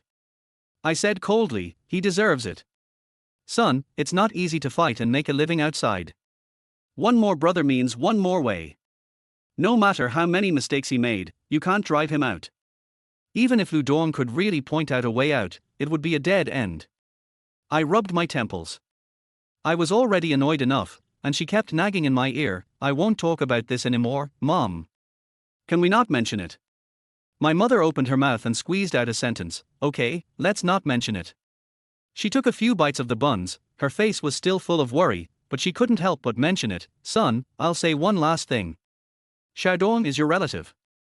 Relatives should take care of each other when they are away. If this matter spreads to my hometown, I won't be able to hold my face. I nodded tiredly. Okay, I know. After dinner, I chatted for a few more words and got up to say goodbye. It was a really tiring day, both physically and mentally. Just when I was about to leave, the doctor on duty stopped me again and said that the money on the card was almost deducted and it could only last for 2 days at most, so I had to save some hospital fees quickly. I asked him how much hospital fees would be needed until the operation. The doctor on duty thought about it and said at most 3,000. I clenched my fists so tightly that my bones were almost clenched. This is really bad luck that only picks on the unfortunate. I dragged my heavy steps back to the community. A cold moon hung in the sky, making its shadow longer and longer. I walked slowly, surrounded by the bitter cold wind from all directions. I was annoyed and noisy. Different from the emotions when I had accidents before, I always felt that there was an unknown evil thought in my heart and I didn't know where to send it. I wanted to blame but couldn't find anyone. I wanted to struggle out but couldn't escape. I could only sink step by step. The more I walked, the more uncomfortable I felt. My internal organs hurt. I couldn't sleep. I walked around the flowerbed downstairs twice. I didn't want to go upstairs, so I bought 2 bottles of wine at the 24-hour convenience store at the door and sat on the curb to relieve my boredom. A mouthful of melancholy, just this mouthful of wine, not even peanuts, a bottle of Lao Baigan wine poured into my stomach. Drinking to drown my sorrows only makes me more sorrowful. I wanted to sleep more peacefully after getting drunk, but who knew that my sorrows would increase and I could hardly breathe. I stared at the moon blankly. I didn't know how long it had been before I struggled to stand up and walked home. As soon as I entered the elevator, my head began to feel dizzy and the world was spinning in front of me. I knew that the alcohol was taking effect, so I quickly pressed the elevator floor. I rubbed my temples and held on for a while, waiting to go home and sleep again. Unfortunately, I couldn't resist the alcohol and fell down in the elevator. With a ding, the elevator reached the floor and I was a little confused. I walked out in a daze, my body tilted and fell down, and I heard a voice beside me, Fang Chen. My head hurt so much that I didn't even see who appeared, and fell down again. Chapter 12 Fragments. A trickle of sweet spring water flowed down my throat. I grimaced and struggled to get up from my sleep. It was in pain. My whole body was in pain. My head was in pain, my body was in pain, and there was no place on my body that didn't hurt. It was such agony.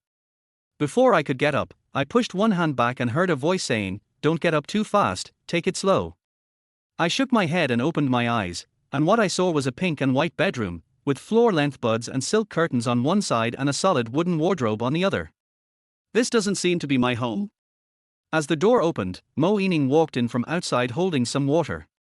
Mo Yining, wearing a grey cotton dress, handed over a glass of water with concern. "How is it, are you awake?" I took a sip of water and was wondering if I had gotten drunk and done anything embarrassing last night. My eyes turned to the little light coming through the curtains, and I suddenly woke up and asked, "What time is it now?" 2:30 in the afternoon. After Mo Yining finished speaking, he immediately added, "Around 8 o'clock in the morning, your class teacher called you and seemed to be talking about the results of the treatment of bad students. I also asked for leave for you." Oh. This is probably the result of the treatment given to Wang Liang and the other 3. I supported myself with my hands and slowly sat up. The big pink bed was covered with a 3-piece flannel suit with cartoon characters printed on it. When I touched it with my palms, I felt a warmth that penetrated into my heart. It was in stark contrast to the sweat and alcohol smell on my body. I said embarrassedly, "I caused you trouble last night." Mo Yining scratched his head, the tip of his ears turned slightly red. As if he remembered something, he lowered his head and said, "It's okay, you were quite honest last night. After we brought you back, you went to bed and slept, and you didn't even vomit." She had work last night and came back late and went to bed late. Just as she was about to go to bed, she suddenly heard a loud noise outside. She mustered up the courage to come out and saw me coming home drunk. As for the sudden bang, it should be the sound of someone falling in the elevator. "You were so drunk that you didn't know anything. You didn't even know where your house keys were. I had no choice but to drag you back home. You couldn't sleep outside. The houses here are all 1 bedroom and 1 living room, and there is only this bed," and she actually gave it to me. and slept on the sofa. This girl is so loving to me. I was thinking this in my heart, and I continued to be polite. I'm so sorry. Next time you find me, just throw me on the sofa. I really feel bad for sleeping in your bed. I originally wanted to throw you on the sofa, but then, I suddenly felt that this was inhumane, so I brought you in. Being drunk is uncomfortable, and sleeping on the sofa is even more uncomfortable. I listened to the long pause in her words and asked suspiciously, I really didn't do anything serious last night. It's okay, don't ask. As Mo Ening said this, the tips of his ears turned red again. It's so obvious that you're in trouble, okay? But I drank too much last night and completely blacked out. I fainted at the doorstep and didn't know anything else. Seeing that she didn't say anything, and fearing that she was too shy to continue asking, I had to issue a disclaimer in advance. I've drunk too much and I'm not in my right mind. If I say anything, it's nonsense. Don't take it to heart. Unexpectedly, Mo Ening seriously refuted, no, the truth comes out when you are drunk, and the words you say without the control of reason are the true words in your heart. I must have said something last night. I scratched my head slightly embarrassedly, threw off the quilt, got out of bed, and wanted to go back to my home. But as soon as I stood up, my legs became weak and I staggered for a while. Mo Ening was startled and came to help me up. You are not completely sober yet. Sit for a while, there is no rush. Then I'll go sit on the sofa outside. 2 single men and women are guarding a big bed. You are not afraid that I may have bad intentions, but I am afraid that I will have too many wild thoughts. Mo Ening responded and carefully helped me to the sofa outside, with such cautious attitude as if he was helping an 80-year-old man. I guess the fall in the elevator last night left a deep trauma on her. He helped me sit down, his hands still holding my arms tightly. I raised an eyebrow and coughed softly. Mo Ening reacted and quickly let go of his hand. He took 2 steps back. The redness on the tip of his ear had already burned to his neck. He hurriedly explained, that. I was mainly afraid that you would fall. I laughed and said, with our 2 body sizes, I'll smash you to the ground if I fall down. That's right. You were so heavy last night. I dragged you in here, but you still didn't behave yourself. Halfway through the conversation, Mo Ening shut up and stuck out his tongue again. He shook his head and changed the subject awkwardly. Would you like to eat something, drink some porridge? A hangover is bad for your stomach. Rather than eating porridge, I would like to know what happened last night. Just when I was still hesitating whether to ask carefully, Mo Ening had already taken out his mobile phone to place a takeaway order. I ordered 2 servings of porridge, a few small buns, and a stew. If it's not enough, order more after you finish eating. Thank you. I should be the one to treat you to a meal. She waved her hand generously. It's okay, just a takeaway meal. Just after saying 2 sentences, the doorbell suddenly rang, followed by a series of impatient knocks on the door. We both looked at each other in amazement. So fast. Mo Ening got up and went to open the door. It shouldn't be a takeaway, because I heard words like, who are you looking for? The person knocking on the door seemed to be a man, and he was mumbling something. Seeing that they had been talking for a long time at the door, I couldn't wait to go over and take a look. As soon as he started to move, he heard a loud voice coming from the door, cousin. Hey, it's really you, cousin. No wonder no one came after I knocked on the door for so long. I didn't expect you to come to the house of the beautiful girl next door. Lu Dong was naturally familiar with me. When he saw me sitting in the room, he forced his way into the room. Mo Ening followed behind and closed the door, wondering, cousin Fang Cheng, is this a relative of yours? I slowly stood up and introduced helplessly, yes, my cousin Lu Dong, a relative of my aunt's family in my hometown. Hello. Hello. Lu Dong hurriedly stretched out his hand to shake hands with Mo Ening, muttering, I stood guard at the door all night last night and didn't open it. I slept in the corridor in the cold weather. I don't know. Hey. Cousin, you stayed here last night. Oh my. Look at the nonsense I said. I called you beautiful lady. I should just call you sister-in-law. Hello sister-in-law, I'm Lu Dong, just call me Xiaodong. Mo Ening laughed dryly and pulled his hand away, no, you. Lu Dong, stop talking nonsense. Miss Mo and I are just ordinary friends, not a man-woman relationship, so don't yell at me. Lu Dong looked at us in confusion and said, since you are not in a relationship, then, why are you living here instead of going home? Chapter 13 Best Friend Chiang Mai. I tried hard to explain to Lu Dong that I drank too much last night and passed out at the door, where I happened to run into Mo Yining. The girl kindly picked me up and took care of me all night. That's what happened. The process is clear and straightforward, but the words spoken are not so convincing. How could it be such a coincidence? He collapsed at the doorstep. You've fallen at the door, why don't you just go into their house? How dare a single, unmarried woman living alone pick up a drunk man and take him home? This matter is getting worse and worse. No one believes that there is no trick involved. I read all this from Lu Dong's smile and frivolous eyes. He didn't believe me, so I pursed my lips and said nothing more, fearing that the more I explained, the worse it would be. For some reason, the atmosphere suddenly became awkward. Mo Yining's face turned red, and he looked embarrassed. His eyes moved around and he didn't dare to look at me. I took a deep breath and tried to change the subject. By the way, why are you back again? Lu Dong's expression changed, he lowered his head in grievance, and said flatteringly, Cousin, I was wrong about what happened a few days ago. It was because I didn't inquire well that you had to pay money and get beaten. I have a bad temper and said something unpleasant, please be magnanimous and don't take it to heart. I'm worried all this because of you. Auntie is lying in bed, and you can't afford so much money, so I. Halfway through his words, I coughed and asked him to swallow the rest. Lu Dong shrank his neck, glanced at Mo Yining beside him, and continued to smile, Cousin, I'm new here. I don't have much money in my pocket, just have pity on me. I really have nowhere to go, and I'll freeze to death if I sleep outside under the bridge in this weather. For the sake of me being your cousin, let us just let it go. Looking at Lu Dong who was clinging to me, my heart softened.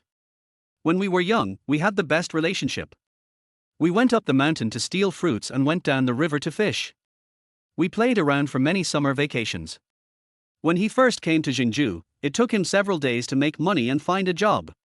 I sighed helplessly, here's the key, go and arrange your things. Lu Dong immediately smiled, okay. I will never forget your kindness, cousin. When I have money in the future, I will honor you. He took the key and said before leaving, Sister-in-law, see you later. You? Hey. I said helplessly, sorry, that's just his personality. Please bear with him. The redness on Mo Yining's face. The dizziness had not subsided yet, and he did not answer. Hearing the sound of the door opening next door, I said awkwardly, I'm almost sober now, how about I go back first? Mo Yining was about to nod when he suddenly thought, were you beaten a few days ago? Yes, I wanted to make some extra money with my photography skills, but I didn't expect to get into trouble. Thinking of the red light street incident, I became angry. But it has been dealt with. Don't worry. Mo Yining's eyes suddenly lit up, photography. Yes, those awards and photos in my room, have you forgotten? Yes, you can take photos. She pursed her lips, her eyes changed, and she suddenly asked, well, I have something I need your help with, do you want to go? I was stunned. What? Because I was cheated by Lu Dong once, I have some psychological trauma about this kind of work. Mo Yining pulled me to sit down again and explained, my bestie needs to take a new set of photos for a model card. Originally, the photographer and the location and time were agreed upon, but at the last minute, the man opened his mouth and said that my bestie is a big model, and the price of a big model is different from that of an ordinary model, and he insisted on raising the price. We have been troubled by this for 2 or 3 days. It is too late to change the photographer, but we can't bear the anger of agreeing to him. It just so happens that you have the skills and time, so just give us a hand. Mo Yining clasped his hands together and looked at me with expectant eyes. I hesitated, this. Don't worry. I won't give you a penny less. By the way, your aunt is in the hospital, are you short of money? I smiled awkwardly and felt embarrassed. I didn't want to tell anyone about the surgery fees because I already owed her money, and if I told her, she might look down on me. I maintained the last bit of my ridiculous male self-esteem and said, it's okay. As the saying goes, after 30 years of hard work, you will be back to the days before liberation. There is no shortage of money for hospitalization and surgery. I can take care of it myself. Okay, if it's really difficult, you can tell me and I can help. You're helping me this time.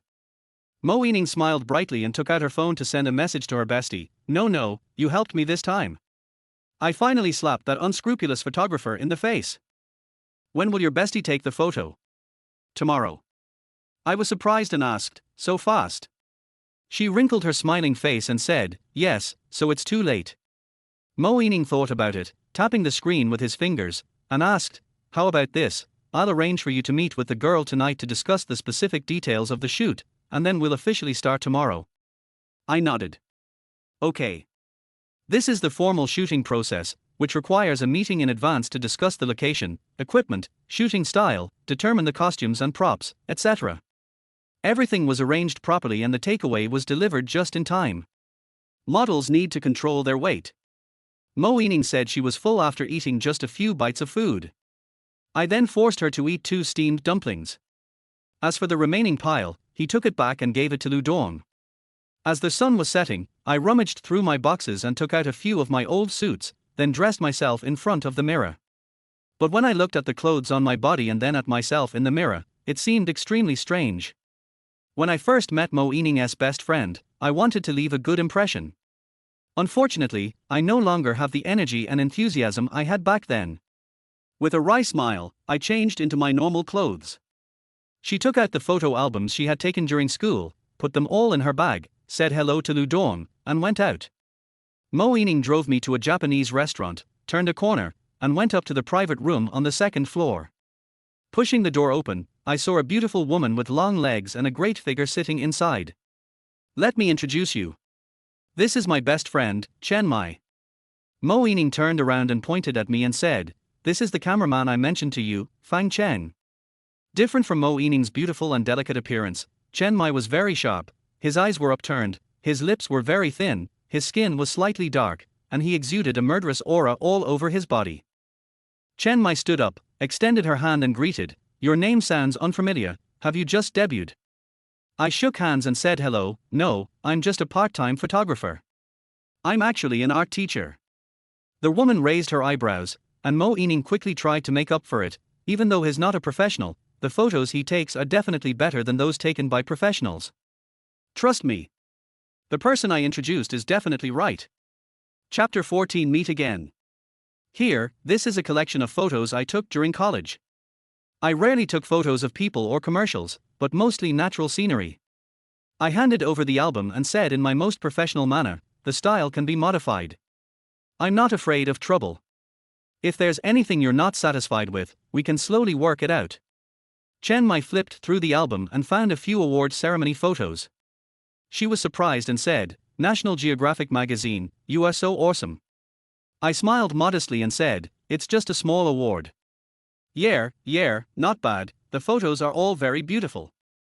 The style is based on this natural feeling. Chen Mai rummaged through her bag and pulled out a stack of photos. I'll probably need to take about 30 similar photos, full body, half body, distant and close up. Plus the backup photos, it'll probably take a few hours. I thought about tomorrow's class schedule, it doesn't matter, I'll be free in the afternoon, so we can make an appointment. How about Zhongshan Park? Become. In just a few words, we decided on tomorrow's activities. Mo Ening raised her eyebrows and showed off to her bestie, how is it? Is it professional enough? Chen Mai smiled and said, whether it's professional or not depends on the photos taken, okay. Look at all these awards. Even famous photographers in the industry probably can't get them. You're lucky to hire such an amazing person at this price. Hey, are you protecting me now? Mo Ening was stunned, his face flushed, and he said angrily, don't talk nonsense. You are still guarding people, don't you feel ashamed? I sat beside him drinking tea seriously, pretending not to hear. Chen Mai laughed and said, sorry, Mr. Fang, we are used to speaking without restraint, please don't mind. It's okay, just call me Fang Cheng, no need to be so polite. I just heard Ningning say that you are an art teacher. Isn't photography your major? I shook my head and explained, my major is sketching and oil painting, and photography is just my hobby. After I became more and more proficient, I participated in various photography competitions. I originally wanted to develop it into a career, but later, a studio was set up. Then something like that happened and all of a sudden all my enthusiasm disappeared. Chen Mai continued to ask with great interest, then why don't you become a professional photographer? There are very few photographers in the circle who are reliable, qualified, and humble. If you join the circle, you will definitely earn much more money than you would as a teacher. That's right. My heart was moved, and I felt eager to try it. Do you want to take this opportunity to pick it up again and develop it into a career? I'm not too old, I can't stay in the resettlement housing for the rest of my life, why don't I give it one more try? As he was thinking, Chen Mai's words floated over him, do you want to change your career? I happen to know a few people from the Photographers Association. For Ningning's sake, I'll just take you on a tour. Her appearance is just like her appearance. The woman looks fierce and she does things efficiently and effectively. Seeing my embarrassment, Mo Yining said quickly, you are too hasty. Changing careers is a lifelong event, you have to think about it carefully, how can you make a decision now? Chen Mai looked at her anxious look and smiled ambiguously, okay, I won't force him. By the way, how did you two meet? Oh, we're neighbors now. Chen Mai's expression changed, and she asked worriedly, are you moving again?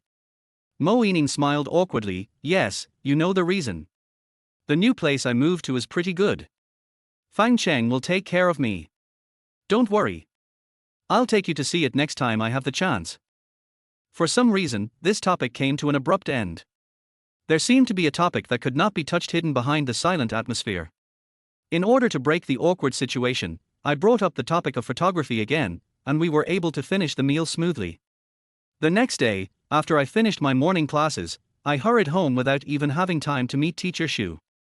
Wang Liang and Zhao Qi were suspended from classes because of their inappropriate remarks and went home to react.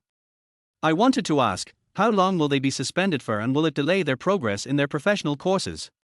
Then he thought that the three of them didn't study at all, so he gave up. After packing up my equipment, I took a taxi to Zhongshan Park. Since Mo Yining had a temporary business appointment, the entire shoot was just with me, Chen Mai, and Chen Mai's two assistants. Chen Mai has a straightforward personality and is very talkative, and coupled with the rare good weather, the filming process went very smoothly. It was not until the evening that I finished taking the last set of photos under the sunset in the sky and confirmed them with Chen Mai. Yeah, it's very good. Natural light is more beautiful than public lighting. Although shooting on location was troublesome, the results were very good. Chen Mai told her assistant to pack her clothes and other things, and then asked me, how are you going back? How about I give you a ride? I was about to decline when my cell phone suddenly rang. I looked at the text message with a smile on my face and waved at her, don't bother, Mo Yining will pick me up. Chen Mai smiled in a mysterious way, that's great, someone came to pick me up. I explained a little embarrassedly, she's on her way, so we can go home together. Okay, Ningning is a good girl. If you make her sad, I won't let you go. This is like entrusting one's life to someone else, so I really can't answer, Yining is indeed a good girl. After chatting for a few minutes on the roadside, Mo Yining drove up. They exchanged a few words of greeting and then went home. While driving, Mo Yining complained about the unreasonable arrangement of the film and television company's activities. Today was originally a day off, and I was planning to come and shoot with you guys, but I was called back to work at the last minute. The company only bullies old employees. Wait, I will change jobs after I find the next one.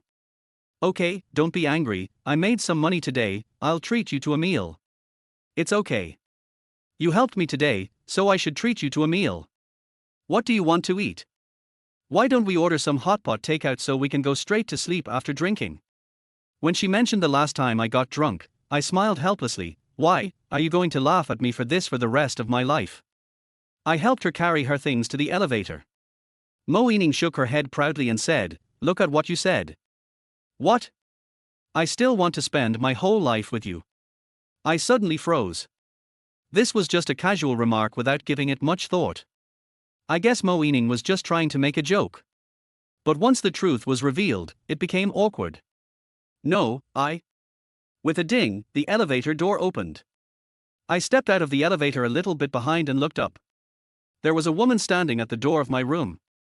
A slender and elegant girl with long hair. A girl whom I once loved and hated day and night. I gave all the years, all the love and hate to her, the most important person in my life. I was almost stunned, muttering, Xiao Yu. Chapter 15, Conspiracy. After 3 years, Lin Yu still looks the same as before, it seems that time has only taken away my passion. Lin Yu turned around, glanced at Mo Yining without leaving any trace, and then asked intimately, Cheng, I heard that my aunt is in the hospital. Is the situation serious?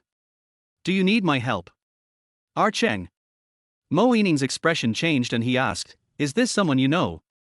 Before I could say anything, Lin Yu responded, stretched out her hand and said hello, my name is Lin Yu, I'm Cheng's friend. We used to be very good friends, but later we separated due to some misunderstandings. Who are you? Just a neighbor. Mo Yining spoke in a cold tone, glanced at me, and turned to walk home. The angry attitude couldn't be more obvious. I was panicking and subconsciously grabbed her arm. Yining, aren't we going to have dinner? No need, let's deal with your best friend first. No, I have nothing to do with her. Lin Yu watched the tug of war between us, stepped forward and said, Cheng, I came to you on purpose to talk to you. My head was so confused by the situations on both sides. Everything was going well, but then Cheng Yao Jin suddenly showed up. I have nothing to discuss with you. As soon as his hand loosened, Mo Yining opened the door and walked into the house. Bang! The sound of the door closing shook the corridor. Lin Yu's eyes were filled with tears, her hands were tangled into a ball, and she said sadly, I know, you must hate me. I have been looking for you for the past 3 years. If Zhao Guang hadn't run into you in the hospital last time, I wouldn't know your situation until now. Now you know, you can go. Seeing my cold attitude, Lin Yu blinked and tears rolled down her cheeks. I know you hate me. I don't want to beg for your forgiveness. I just want to ask about your aunt and your situation. Are you okay? I am fine. I impatiently asked, can we go now?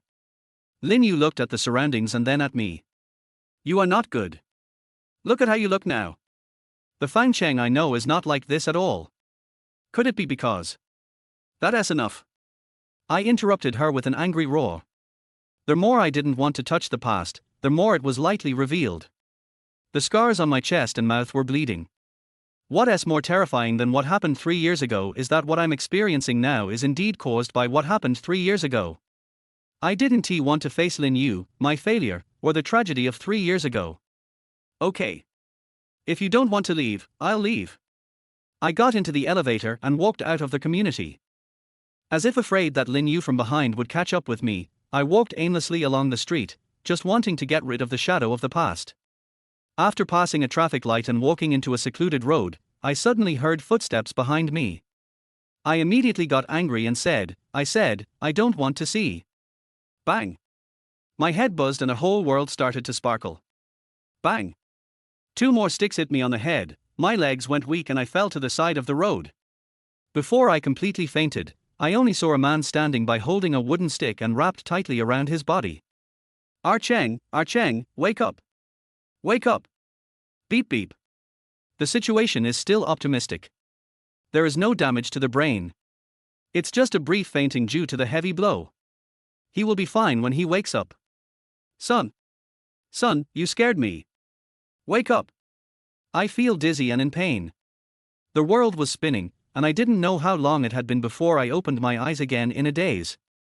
All I saw was white, and my nose was filled with the familiar smell of foo. Irma.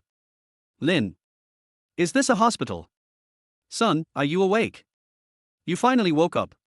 That's great. You scared me to death. I opened my eyes in a daze, turned my head, and saw my mother in hospital gown standing by the bed. She asked anxiously, would you like a glass of water? I waved my hands and tried to sit up. Hey, slow down. Let me help you up. You just woke up. Take your time. Don't force it. As soon as I opened my mouth, my throat was so dry that it was about to split, and my words came out hoarsely, what's wrong with me? The mother sighed distressfully, you were beaten. The sap that night. I rubbed my splitting headache and asked, have you called the police? I called the police, but they said there were no surveillance cameras on that road and that it would be a waste of police resources to check every step. So they gave me a ticket and left. They also said they would wait for me to wake up and ask me to go to the police to give a statement. Oh, then how did I get to the hospital? The mother pursed her lips and said reluctantly, Lin Yu sent you here. It turned out that after I left the community that night, Lin Yu followed me out and kept searching along the road for a long time before he saw me, who had been knocked unconscious, at the mouth of the house. They immediately called the police and sent an ambulance to take me to their hospital. My mother held my hand and asked with disgust, "Son, why are you involved with that woman again? Have you forgotten that it was she who ruined you 3 years ago? You didn't succeed in your career and you almost fell into despair." "Don't worry, Mom. I have nothing to do with her. A good horse never turns back to eat the grass it has left. You must remember this." As I was speaking, there was a noise outside, and I seemed to hear Lu Dong's loud voice vaguely. Then, Lu Dong pushed the door open holding a bunch of lilies. I looked at him in confusion. How did this guy have money to buy flowers? Then, Mo Yining walked in carrying something. Seeing the girl, my mother's expression changed instantly.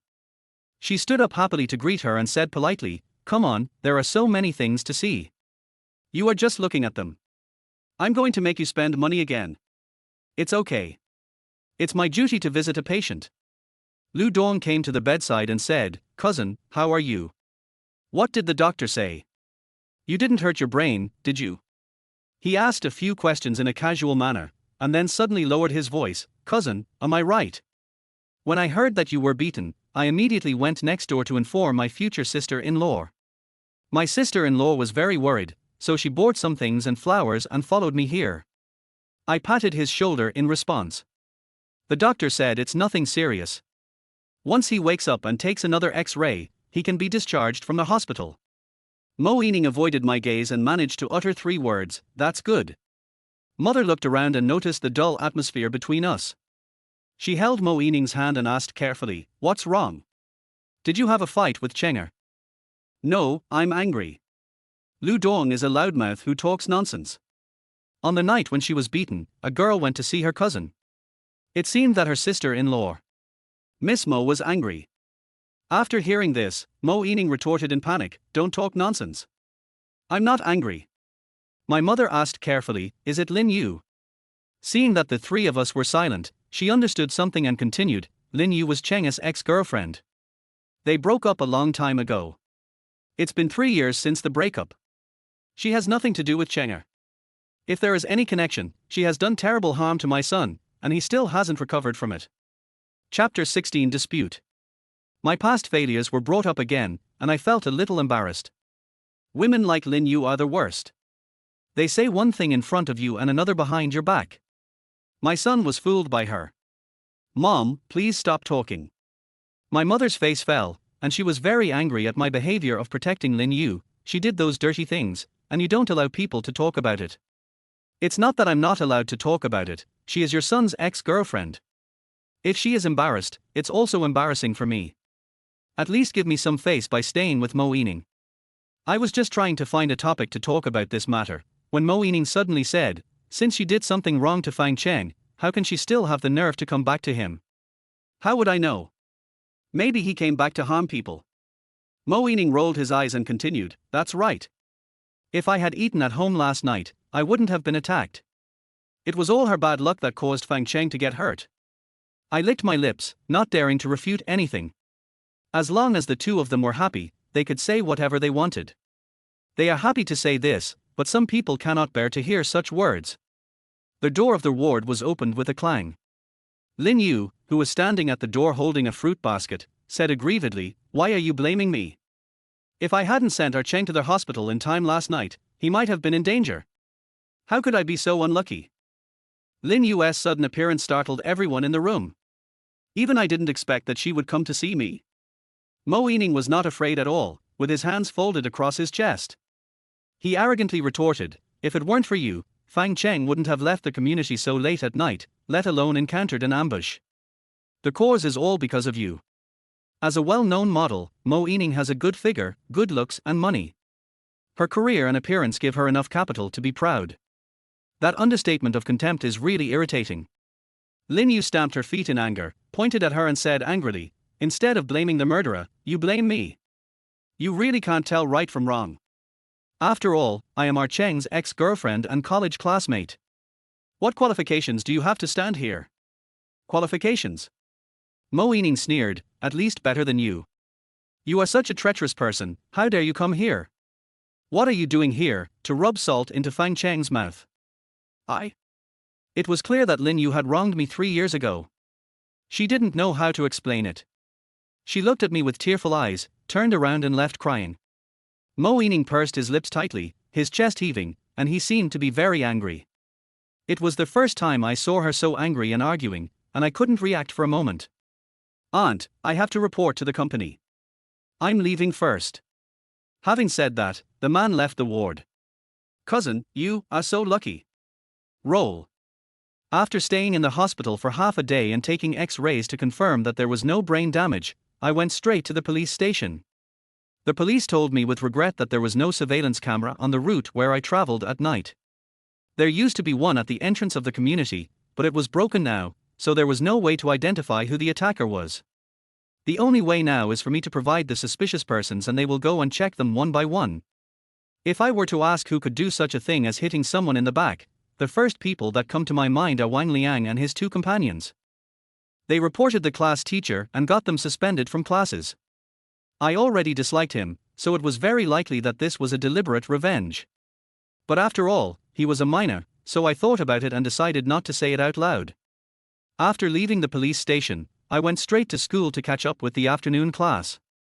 To my surprise, Wang Liang and Zhao Qi had completed their suspension punishment and returned to school. I asked deliberately, "Where did you go the night before last?" Wang Liang looked at me suspiciously. "Write a good self-review at home. I promise that this will never happen again. Please supervise me, Teacher Fang." After returning home, this prickly temper has calmed down. I smiled sarcastically and said in a deep voice, "People do things according to their will of heaven. Don't think that I will be afraid of you just because you thank me secretly for doing something sneaky. If you have the ability, don't let me catch you." Wang Liang was confused. "I don't understand what the teacher is saying." I squinted my eyes and looked at him, then looked at the expressions of the other two. They all looked confused, and the three of them had scars on their faces. They must have been punished at home. Is it really not them? Just then, the bell rang for the end of get out of class. I rubbed my temples and said, "You have a lot of academic work to do recently, so I won't give you homework for your major courses. Have a good rest. Get out of class dismissed." When I came out of the classroom, I ran into Teacher Shu before I even went back to the office. Teacher Shu hurriedly trotted over and came up to him. "Teacher Fang, how is your injury?" "Okay, it's no big deal." "That's good. That's good. When the police called me, I was almost scared to death. Tell me, people nowadays are too bold. They dare to beat people up in the street. Aren't they afraid of being caught?" I followed up with my analysis. Because he wasn't afraid of being caught, I guess the attacker was young and acted on impulse. Teacher Shu's expression froze as he looked towards the class. "You mean those three bastards from Wang Liang?" I'm still doubting. "Don't doubt it. It must be them. Just look at their arrogant appearance. They will cause trouble sooner or later. It's better to expel them directly. It's almost the critical moment of the entrance examination. Why are they hanging around here?" I frowned. "Are you doing this for my injury, for the safety of your class, or for the test scores? How come personal grudges are involved?" "Teacher Shu, there is no evidence for this matter yet. Did you offend anyone?" I thought about it carefully, and apart from Wang Liang and the other three, it seems that I haven't offended anyone recently. That's it. They must have done it. These little bastards are lawless. We should have taken care of them a long time ago. Don't worry, I'll tell the principal now. It'd be best if they were all fired." "No, Mr. Shu, that's not what I meant." The person didn't listen to my explanation at all and hurried to another office. I shook my head helplessly and could only talk about it in detail next time we meet. Almost everyone knows that I was hit on the head and was injured and hospitalized. The night before last, Lin Yu not only helped me call the police, but also asked the police to notify all the familiar people in my address book. For a while, colleagues, friends, and relatives from hometown all called to inquire, and even Chen Mai said a few polite words. "How come you got into such trouble out of nowhere? The photos you took last time were pretty good, and after seeing them, my sisters and I wanted to change our model cards too. We were also planning to introduce you to 2 jobs." When I heard this, my eyes lit up. "It's okay, I can take the job now." "Aren't you injured?" "It's a minor injury. I've been discharged from the hospital and I'm back to work. It won't affect me if I take on a job." I was afraid she would not agree, so I added, I'm short of money recently. Chen Mai nodded, okay, as long as you feel okay, I'll send you the relevant information later. Chapter 17 Lottery. The girls introduced by Chen Mai were all models. They wanted to take a series of photos. 4 or 5 of them pulled me into a group chat, told each other the required locations, and then booked them directly. I picked a free afternoon and went to a natural scenic spot with my camera on my back. 5 or 6 girls were in a mess, talking and laughing, and their long legs exposed attracted a lot of attention. And I was the only green leaf among the red flowers, attracting a lot of envious eyes throughout the afternoon. There were quite a lot of people, and the photos were quite diverse. The whole set of photos was taken until late at night, and I took a few photos of the atmosphere and life under the street lights before I finished. I fiddled with the camera and said, it will take me 2 or 3 days to do the post-processing. When it's done, I'll send it to you in batches. If you have any questions, just contact me. No problem, we trust the person introduced by Sister Mai Mai. It's getting late, let's go first. The girls said hello and left the filming location one by one. Chen Mai accompanied them dutifully until late at night and asked, it's so late, do you need me to take you home? I wanted to agree out of laziness, but suddenly my urge to survive took over. It wasn't good to get too close to Mo Yining's best friend. She is angry with me now. If we get caught again, I will never be able to clear myself even if I jump into the Yellow River. No, I can just take the bus back. Chen Mai was a straightforward person. She said no and didn't force it. She just waved and left. However, I miscalculated. There are no taxis in this remote place. I have to walk 300 meters to the subway station and take the last subway home.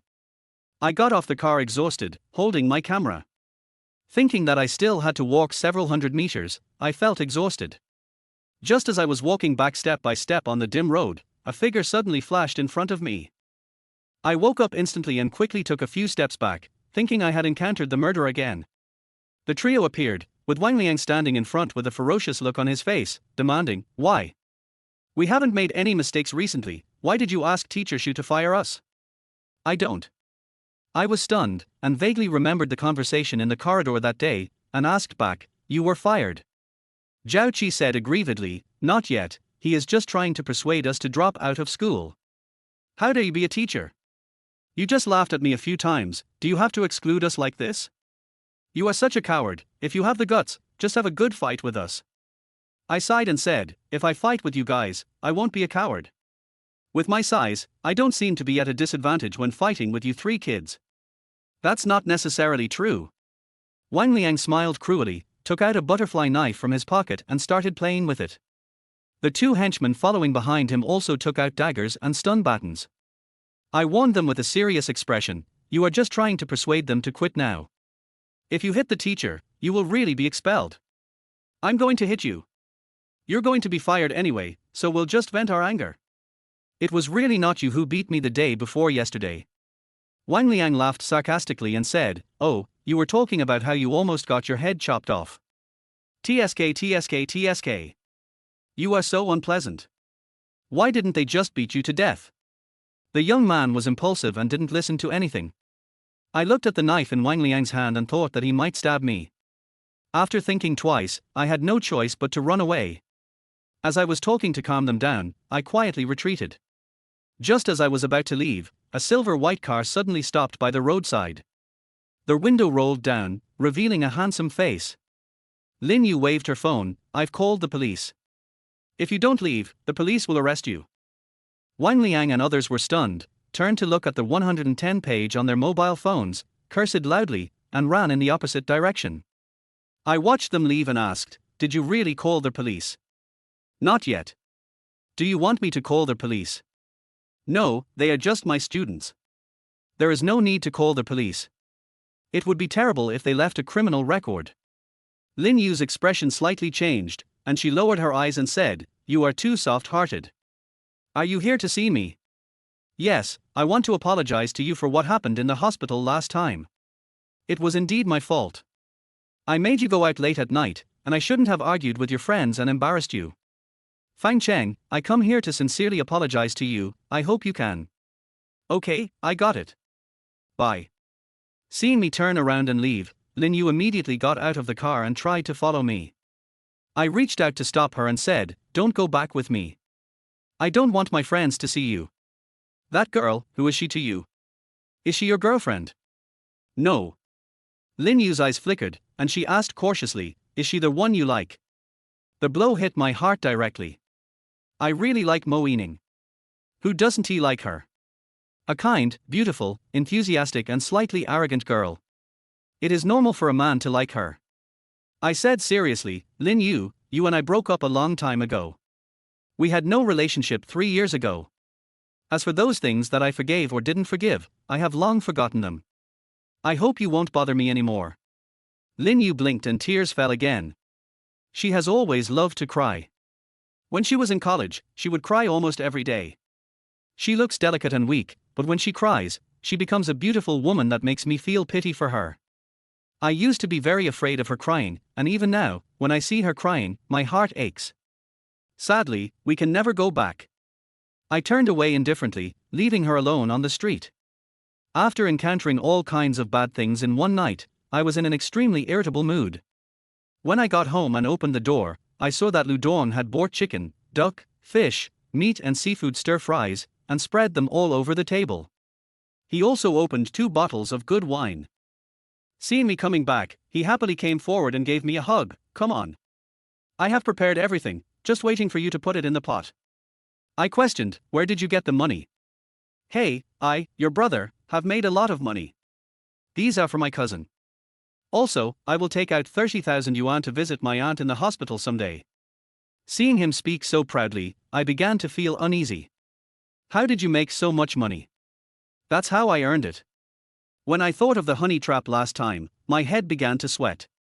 I pulled his arm and said, "Lu Dong, you should be honest and do things based on your own ability.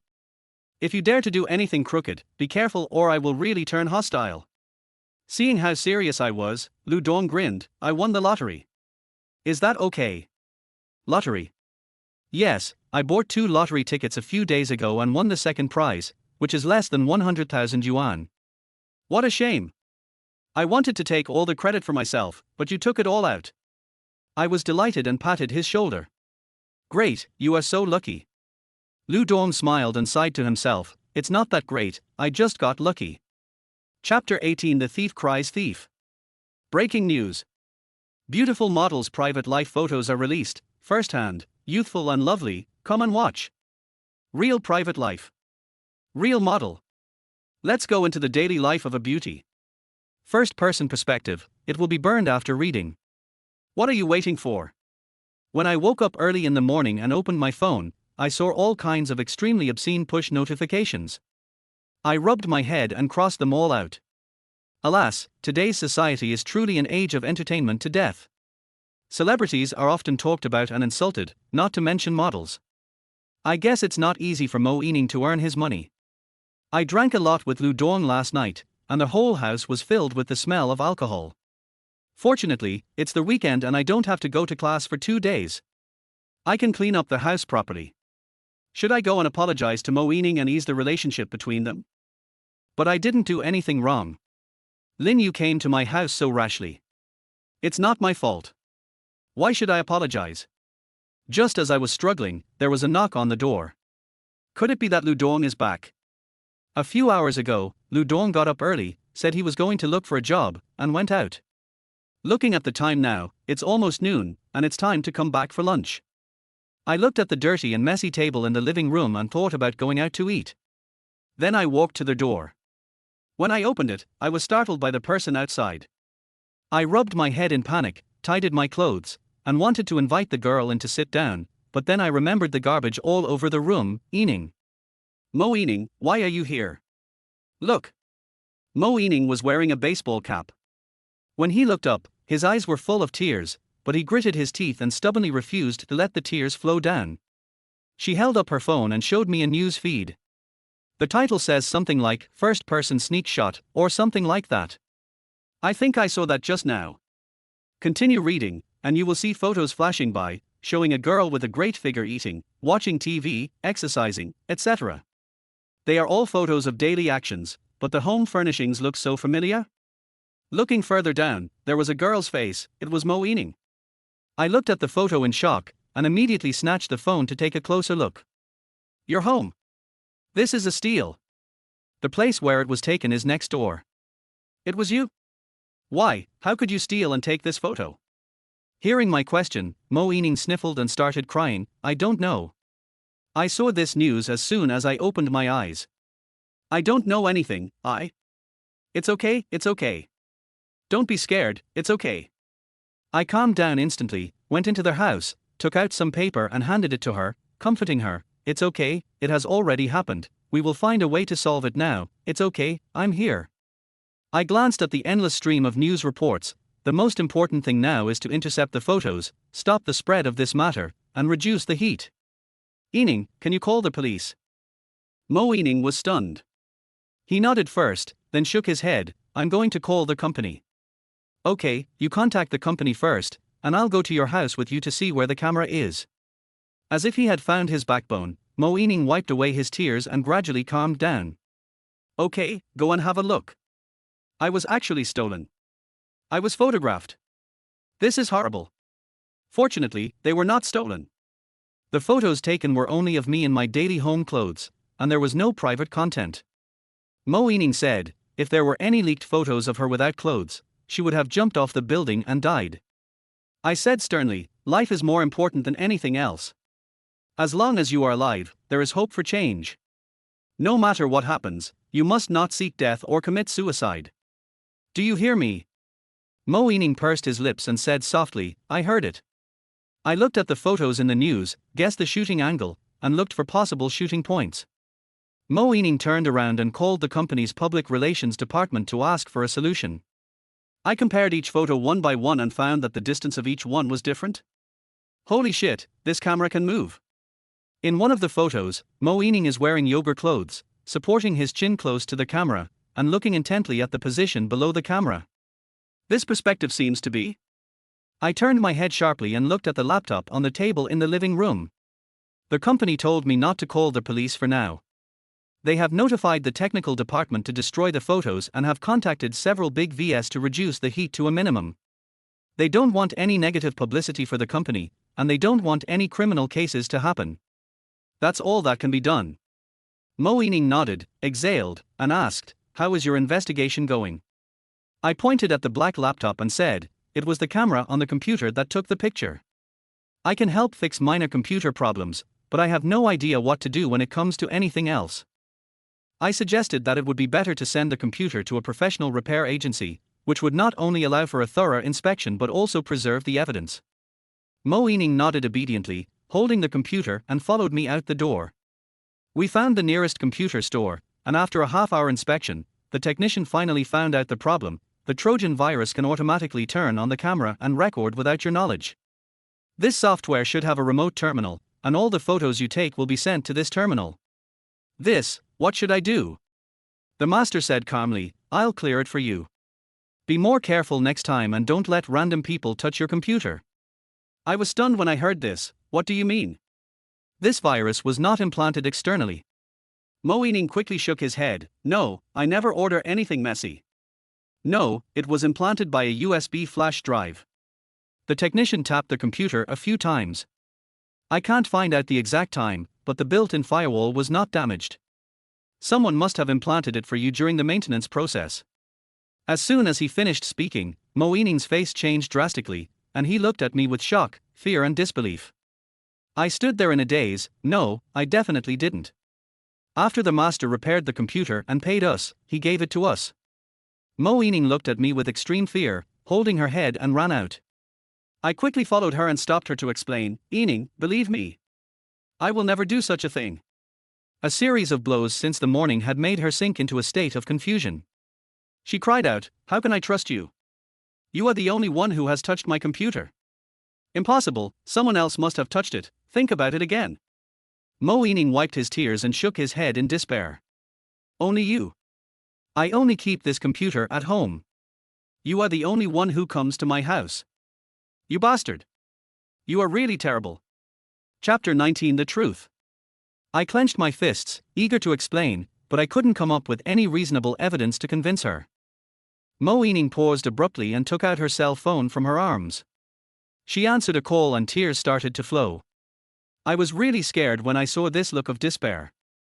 I came forward and asked, "Ening, what's wrong with you? Cheer up." Bang! A solid slap landed directly on my face. I was stunned on the spot, looking at the girl in disbelief. I was beaten. The pain in my heart is far worse than the pain in my body. I never thought that the girl I like would hit me. Mo Ening collapsed and yelled, "It's ruined. It's ruined, everything is ruined. It's all because of you. The job change I planned for so long has failed. Now I am a laughingstock everywhere on the internet.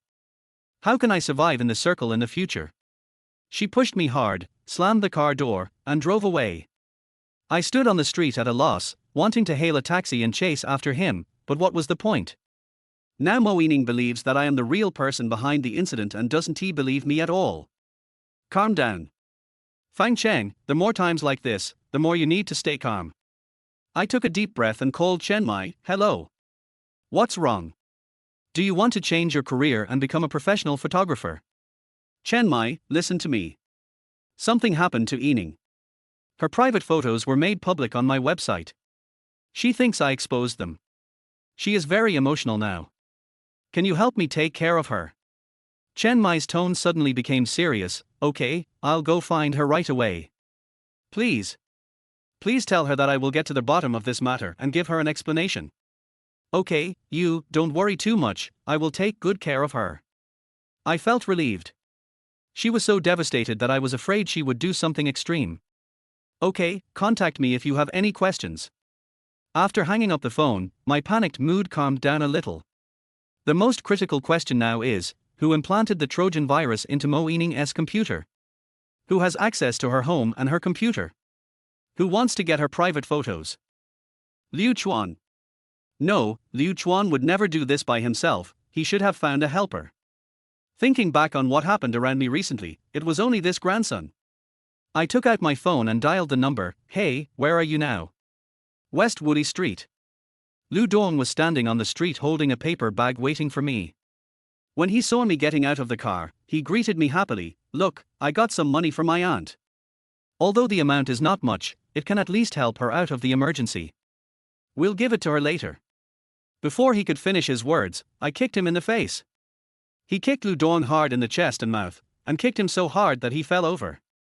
I immediately stepped forward, grabbed his collar, and punched him in the face. "How many fucking photos did you take?" Lu Dong was stunned by my beating. "What photo? How much money did Liu Chuan give you?" Lu Dong's expression changed, but he was still stubborn and said, "I don't know what you are talking about. I don't know any Liu Chuan, let me go." "Don't know him." I pulled out a USB flash drive from my pocket and said, "I found this thing in your bag. It contains the Trojan virus in Mo Ening's computer. This is irrefutable evidence. Lu Dong, get ready to go to jail." After saying that, I stood up and wanted to leave, but Lu Dong grabbed my thigh.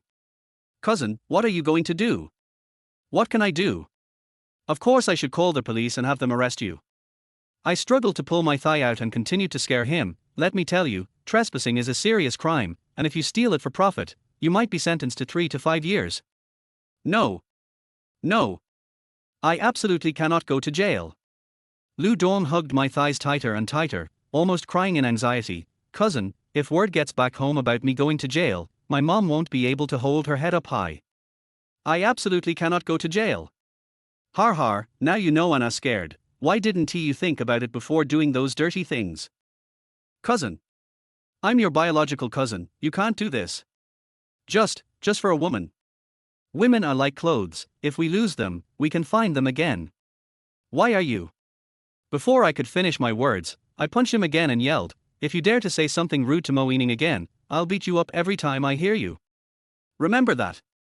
Lu Dong covered Lao Gao's swollen face and nodded fearfully. "I know, I won't dare to do it again. I was possessed by a ghost for a while. Cousin, please.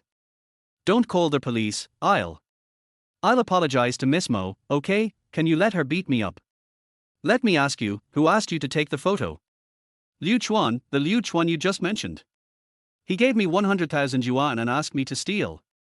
To take private photos of Miss Mo. I took advantage of the fact that you were not at home, secretly climbed over the wall and went into the next room, and implanted a virus in the computer. Lu Dong hugged his thighs tightly with both hands, and tremblingly explained everything. A total of 100,000 yuan, I spent 20,000 yuan on dinner, here are 30,000 yuan, and there is more in the card. Give me. Lu Dong hesitated for a moment, then reluctantly handed me the bank card. Cousin, How many photos did you give Liu Chuan? There were very few, only about 10, all of which were photos of daily life. The rest were in a USB drive. I was reluctant to give them all to him at once, thinking that I could raise the price and extort some money from him. When I heard this, I burst out laughing. You are quite good at business. Cousin, I won't do this business that comes right to my door. As he was speaking, he looked up and saw my murderous look, and immediately swallowed the second half of the sentence. Let go. Cousin, you're not going to call the police, right? I'm your cousin, for the sake of my aunt, please forgive me this time. I snorted coldly, picked up the paper bag on the ground, and threw down a sentence, wait. After I figured out the whole story, I called Mo Yining as soon as possible. However, the cold mechanical voice came from the phone. I called several times and it was the same every time. I guess Mo Yining has blocked me. She definitely won to go back home, so where would she go now? Ding-a-ling. The ringing of the phone suddenly interrupted my thoughts. I thought it was Mo Yining calling back, so I picked it up excitedly and saw that it was my mother in the hospital. I calmed down and answered the phone. Hello, Mom. I only heard a voice from the phone saying, my mom. The call is connected. Come on, tell him. I can't speak fluently. Chapter 20, Rainy Night. Hello, I'm Dao Yang, the attending physician for your mother's condition. We've met before. Yes, I know. My heart was in my throat, and I asked cautiously, Dr. Dao, is there something wrong? A chuckle came from the phone. Oh, don't be nervous, it's like this. Recent clinical observations show that your mother is in very good condition, so we can arrange the surgery in advance. So, I want to ask your opinion, should we do it in advance? Of course, that's great. It would be better to do it earlier. On the one hand, the elderly can suffer less and be discharged earlier. On the other hand, it can save a lot of hospitalization fees.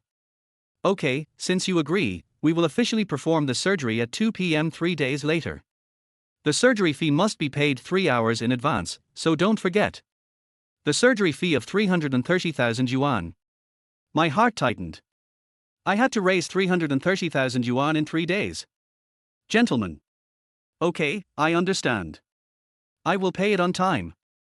Then a low conversation was heard on the phone, and soon, the mother's voice came again. Son, this sudden surgery won't delay you, right? It's okay to delay it for a few more days. I don't think there's anything wrong with me now. Mom, let's listen to the doctor. He said it's best to do it now, so let's do it now. The mother was silent for a moment, and then she spoke with embarrassment. The surgery is very expensive.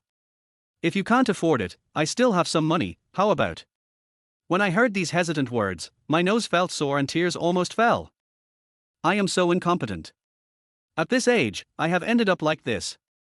My mother is seriously ill and I can't even afford the surgery fee. I tried hard to hold back my tears and comforted her. It's okay. You only have a few dollars. Just use it to buy yourself something delicious. The surgery fee is no problem. I have the money. Hey, I don't know you yet. You've been living such a hard life these past few years, how can you have so much money? My heart sank and tears finally fell. It was always embarrassing for a grown man to cry, so I wiped my tears away quickly. It turned out that your mother knew exactly how you were living. I have so many friends even if I don't have money. I can just borrow some. Don't worry. Just focus on the surgery. I choked up, smiled and changed the subject. Eat well and sleep well these few days, so that you can be in the best physical condition for the operation table. I will go to the hospital to see you tomorrow night. Okay, I'll take care of myself, don't worry. After hanging up the phone, I breathed a long sigh of relief, but the huge stone pressing on my heart couldn't be removed. As if it weren't raining, the matter of Mo Yining hadn't been sorted out yet, and his mother's matter came up again. I comforted myself in my heart. It's okay, there are no hurdles in life that can't be overcome. After so many years, I still have a few friends and colleagues. I was about to call them to borrow money, but then another unfamiliar number called. I thought about it and slowly answered the phone. Kid.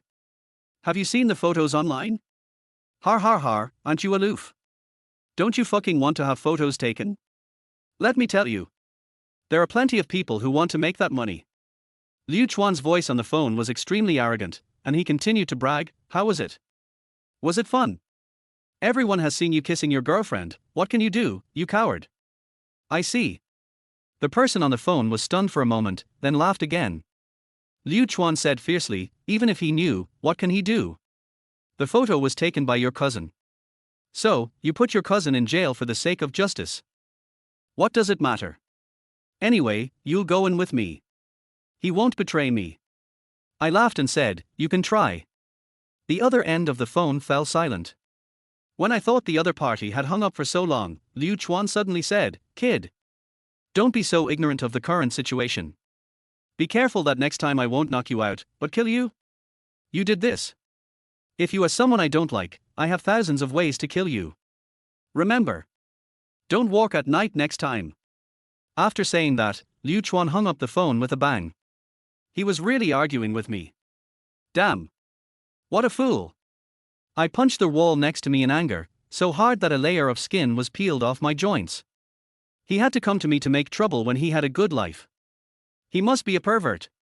Fortunately, Mo Yining didn't get together with this kind of scumbag, otherwise there would be domestic violence. I don't know how many crazy things he would do. I rubbed my head, slapped my face a few times, and regained my energy to think of a way to make the 330,000 yuan. Eat your meal mouthful by mouthful, and always get through the hurdle in front of you first. I spent an entire afternoon looking through all my classmates and colleagues in my address book.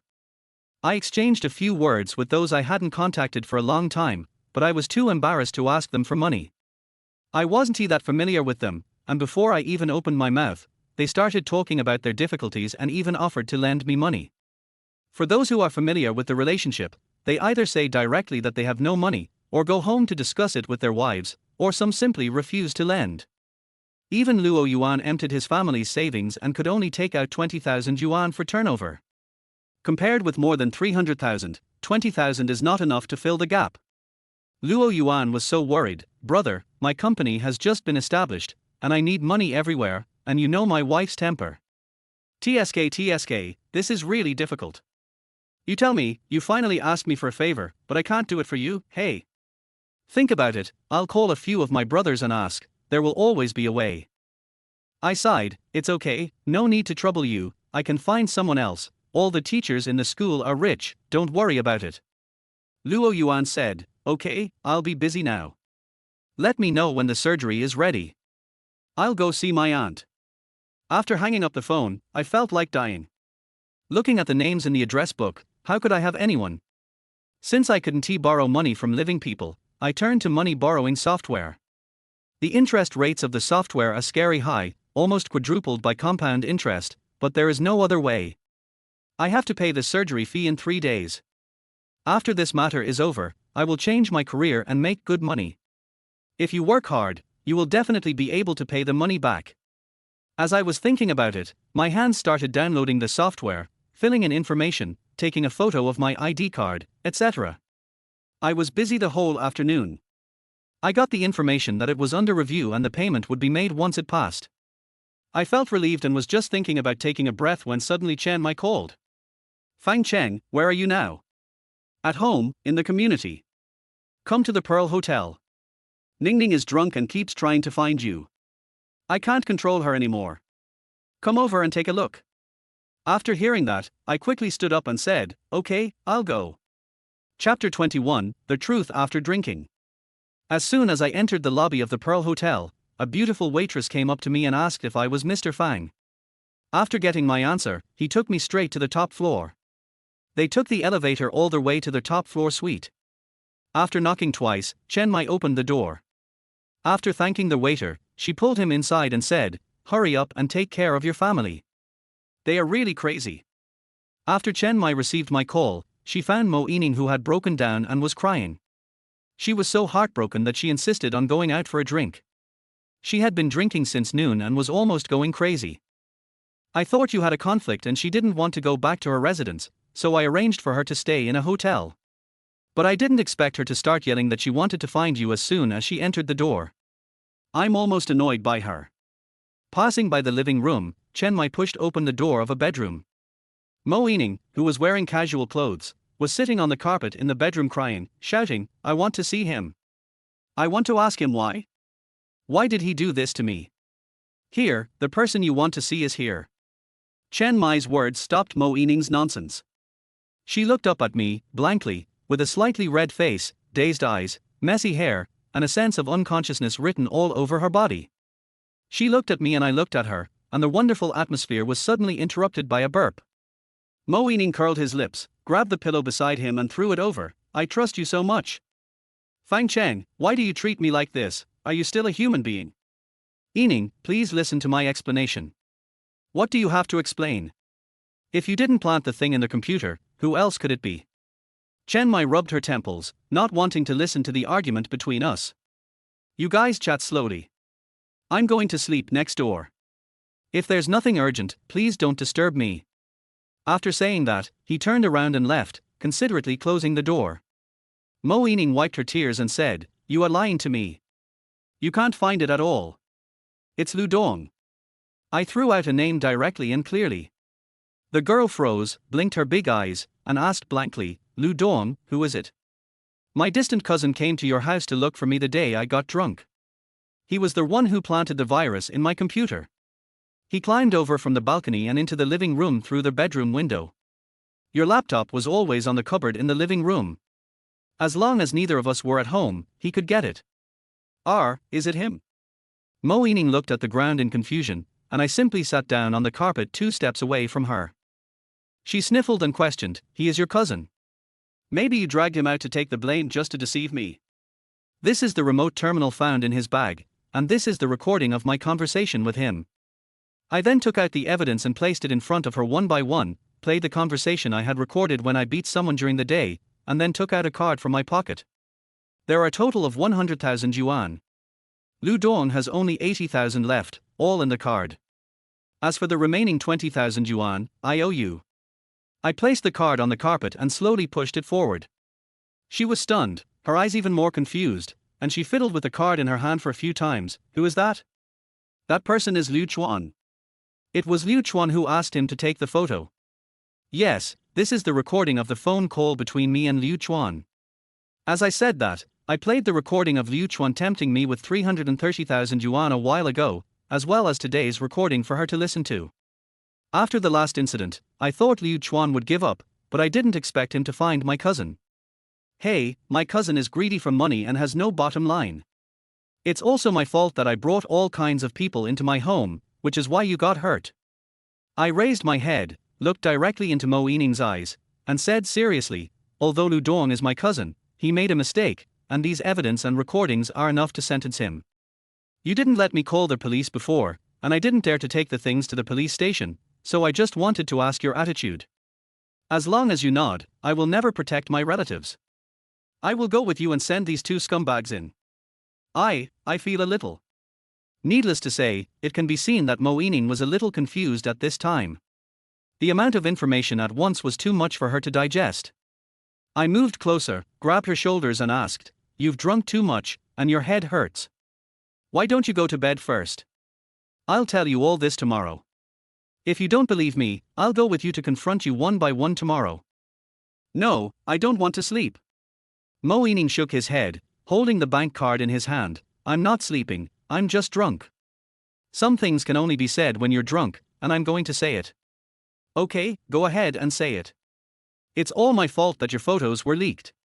Mo Yining looked at me with eyes as clear as water, then looked at the things on the ground, and rushed over to me crying, "I'm sorry. It's all my fault, I wrongly blamed you. I also hit you during the day, I'm sorry." I subconsciously opened my hands and caught it, my heart pounding as I held her soft and warm body. "It's okay." She held me in her arms, raised her head in my arms, and asked aggrievedly, "Does it still hurt?" "It doesn't hurt anymore, it was just a light slap, don't blame yourself." I comforted her against my conscience. To be honest, that slap still burns me. Mo Yining bit his lips embarrassedly, smiled, and then started crying again, burying his head in my shoulder, and the hot air he exhaled sprayed directly into his neck. "I almost never saw you again. I was beginning to hate you. Great. You didn't do this. I kept praying, please don't do it, please don't do it. It wasn't me. No, no. You don't know how I feel, I really can't bear to leave you. I finally found someone to rely on, I don't want to lose it again, I'm afraid of being alone. What does this mean? Yes. My body suddenly froze, not knowing how to answer. The girl in my arms sat up straight, pulled my hand and said, Fang Cheng, I really think you are very reliable. You are not as cunning as other men. You are safe, sensible, filial, and very gentle. You are the most reliable person I have ever met. No, I'm not that good. I actually have a lot of tricks up my sleeve, but you just don't know. What's more, I'm a loser who can't even afford my mother's hospital bills. How can I be reliable? Seeing me deny it, Mo Yining got a little anxious. No, you don't understand. You don't know what I'm afraid of and what I've been through. I just want to find someone like you who is gentle and doesn't lose his temper, and who can give me a sense of security. Fang Cheng, I actually like you a little bit. Chapter 22, Testing. 3:30 in the morning. I went through a lot of trouble and said all the nice things I could and finally coaxed Mo Yining to sleep. She was lying on the bed, her sleeping face with traces of tears was delicate and beautiful, and as lifeless as a little animal. She fell asleep, but I couldn't. Until now, my heart is still beating wildly and is about to jump out of my chest. What does she mean when she says she likes me? I'm not a virgin and I've experienced love and women before, but when I looked at Mo Yining, I really couldn't believe it. How could such a glamorous, beautiful and outstanding woman like me? You liked me when I was at my lowest and most failed time in my life? Maybe he was drunk and talking nonsense. For some reason, I recalled the last time Mo Yining seriously refuted me. He spoke the truth after drinking, and what he said when he was drunk was the truth. She really likes me. I was breathing heavily, trying to calm down, but I became more and more excited, and my hand uncontrollably touched the girl's face. It was soft and tender, just like a peeled egg, or like a baby's skin. My hand gradually moved downwards, my breathing became more and more disordered, my mind was full of random thoughts, and I was telling myself in my heart, the person is right in front of me, if you don't do something, you are really worse than an animal. Besides, Mo Yining said with her own mouth that she likes me, so doesn't this go against her thoughts? The more I thought about it, the more impulsive I became. I kicked off my shoes, lifted the quilt, turned over and wanted to get on the bed. Suddenly, I heard Mo Yining mumbling something. I put my ear close to her and heard her say, I know, Fang Cheng, I can trust you, trust you. Yes, people trust themselves. Just like at this moment, when you are drunk, you can completely trust yourself to me. Damn. What am I doing? This sentence was like a cold shower, and all my desires disappeared in an instant. I touched her head, and she carefully covered herself with the quilt, picked up her shoes and walked out of the bedroom. Is everything already arranged? Oh my God. Maybe I was feeling guilty, and I suddenly remembered a sentence behind me, which scared me so much that I jumped 3 feet high. On the sofa in the living room outside, Chen Mai crossed her legs and seemed to have been waiting for a long time. I asked in confusion, didn't you go to bed a long time ago? Chen Mai burst out laughing, do you really think I'm stupid? Such a beautiful girl got drunk and threw herself to a man, can I really be so heartless and go to sleep? She crossed her arms and glanced at me. I'm just testing you. I was shocked. This girl is so smart. I sat on the sofa beside him and asked, so, I passed the test? Chen Mai didn't answer. She yawned and stood up. There are only 2 bedrooms in the suite. You sleep on the sofa. I have work to do tomorrow morning. Please help me wait for Ningning to wake up. I responded and collapsed on the sofa. Nothing happened that night. I tossed and turned on the sofa for more than half an hour before falling asleep. Not long after, Chen Mai packed up and left the hotel. More than an hour later, when I was about to fall asleep in a daze, I suddenly heard the door opening again. I jumped up and saw Mo Yining walking out of the house in confusion. Fang Cheng. I looked at her and smiled bitterly, you didn't drink so much that you don't remember anything, did you? Mo Yining rubbed his temple and sat on the sofa opposite me. Well, I remember some content, but it's not very clear. She took out a card from her pocket, which was the bank card I gave her yesterday. I don't want this thing. Let Lu Dong return it to Liu Chuan and pretend nothing happened. You're not going to call the police, She was wrapped in her pajamas, curled up into a ball, almost shrinking into the sofa. That skinny little ball makes people feel distressed when they see it. No, it's over anyway. The company doesn't want to make a big deal out of it. We just want to teach Lu Dorn a lesson and scare him. As for Liu Chuan, Mo Yining was halfway through his speech when he apparently stopped paying attention and looked up at me. I immediately responded, I'll take the recording and go to Lu Dorn to threaten him. If he dares to bother us again, I'll call the police and ruin his reputation. Okay, thank you for your help. I smiled and shook my head. I am partly responsible for this. I hope you will forgive me. Mo Yining's eyes flickered, biting his lips. I have forgiven you a long time ago. I scratched my head, thinking about the hug and crying last night, and I didn't know what to say. She remembered Lu Dorn and Liu Chuan, but didn't remember the confession. Do you want to expose it? If someone rejects my proposal outright, wouldn't I be very embarrassed? As we were sitting there in silence, my cell phone suddenly rang. I picked it up and saw it was another unfamiliar number. I frowned suspiciously and answered the phone. Hello, Mr. Fang. Yesterday you submitted a loan application on our software platform. We need to call you back. Please answer truthfully. The first question is your loan for surgery? Yes, surgery loan. I answered hurriedly and noticed Mo Yining again. When I was about to avoid her and go to the bathroom to answer the phone, the girl suddenly made a gesture for me to hang up. I was stunned, and then I heard the other person on the phone continue to ask, second question, do you know that our loan has a high interest rate? Mo Yining gestured again, indicating that I should hang up the phone. I'm sorry, I'm driving now. Can I call you back later? Okay, we'll make a follow-up visit later. After hanging up the phone, I smiled bitterly and said, I'm sorry, my mom's surgery has been moved up. She will have surgery the day after tomorrow. I can't raise that much money for the surgery right now. No, it's okay. After Mo Yining finished speaking, he licked his lips and smiled. Why are you apologizing to me? I am just afraid that you will look down on me. No, the standard for measuring a man is not whether he is rich or not, but whether he has a sense of responsibility and is a gentleman. Mo Yining blushed and looked away. In my heart, you are a gentleman. Ms. Mo, you are flattering me. That's right. This time, I got so anxious that I hit you, but you didn't get angry. You helped me find out the truth. You also patiently explained it to me and gave me the decision-making power. And last night, you didn't take advantage of others, but slept on the sofa outside. Mo Yining's voice became lower and lower until it was almost inaudible. So, Fang Cheng, I'll lend you the money for your mother's surgery. What? I stood up excitedly, thinking back to what she had just said. It seemed like there was no necessary connection between the previous and the next sentences. Mo Yining nodded and said, don't borrow money from the platform. The interest rate is too high. Just borrow from me. I will give you interest-free benefits. Chapter 23 IOU. Happiness came so suddenly that I couldn't even believe it. Are you really willing to lend it to me?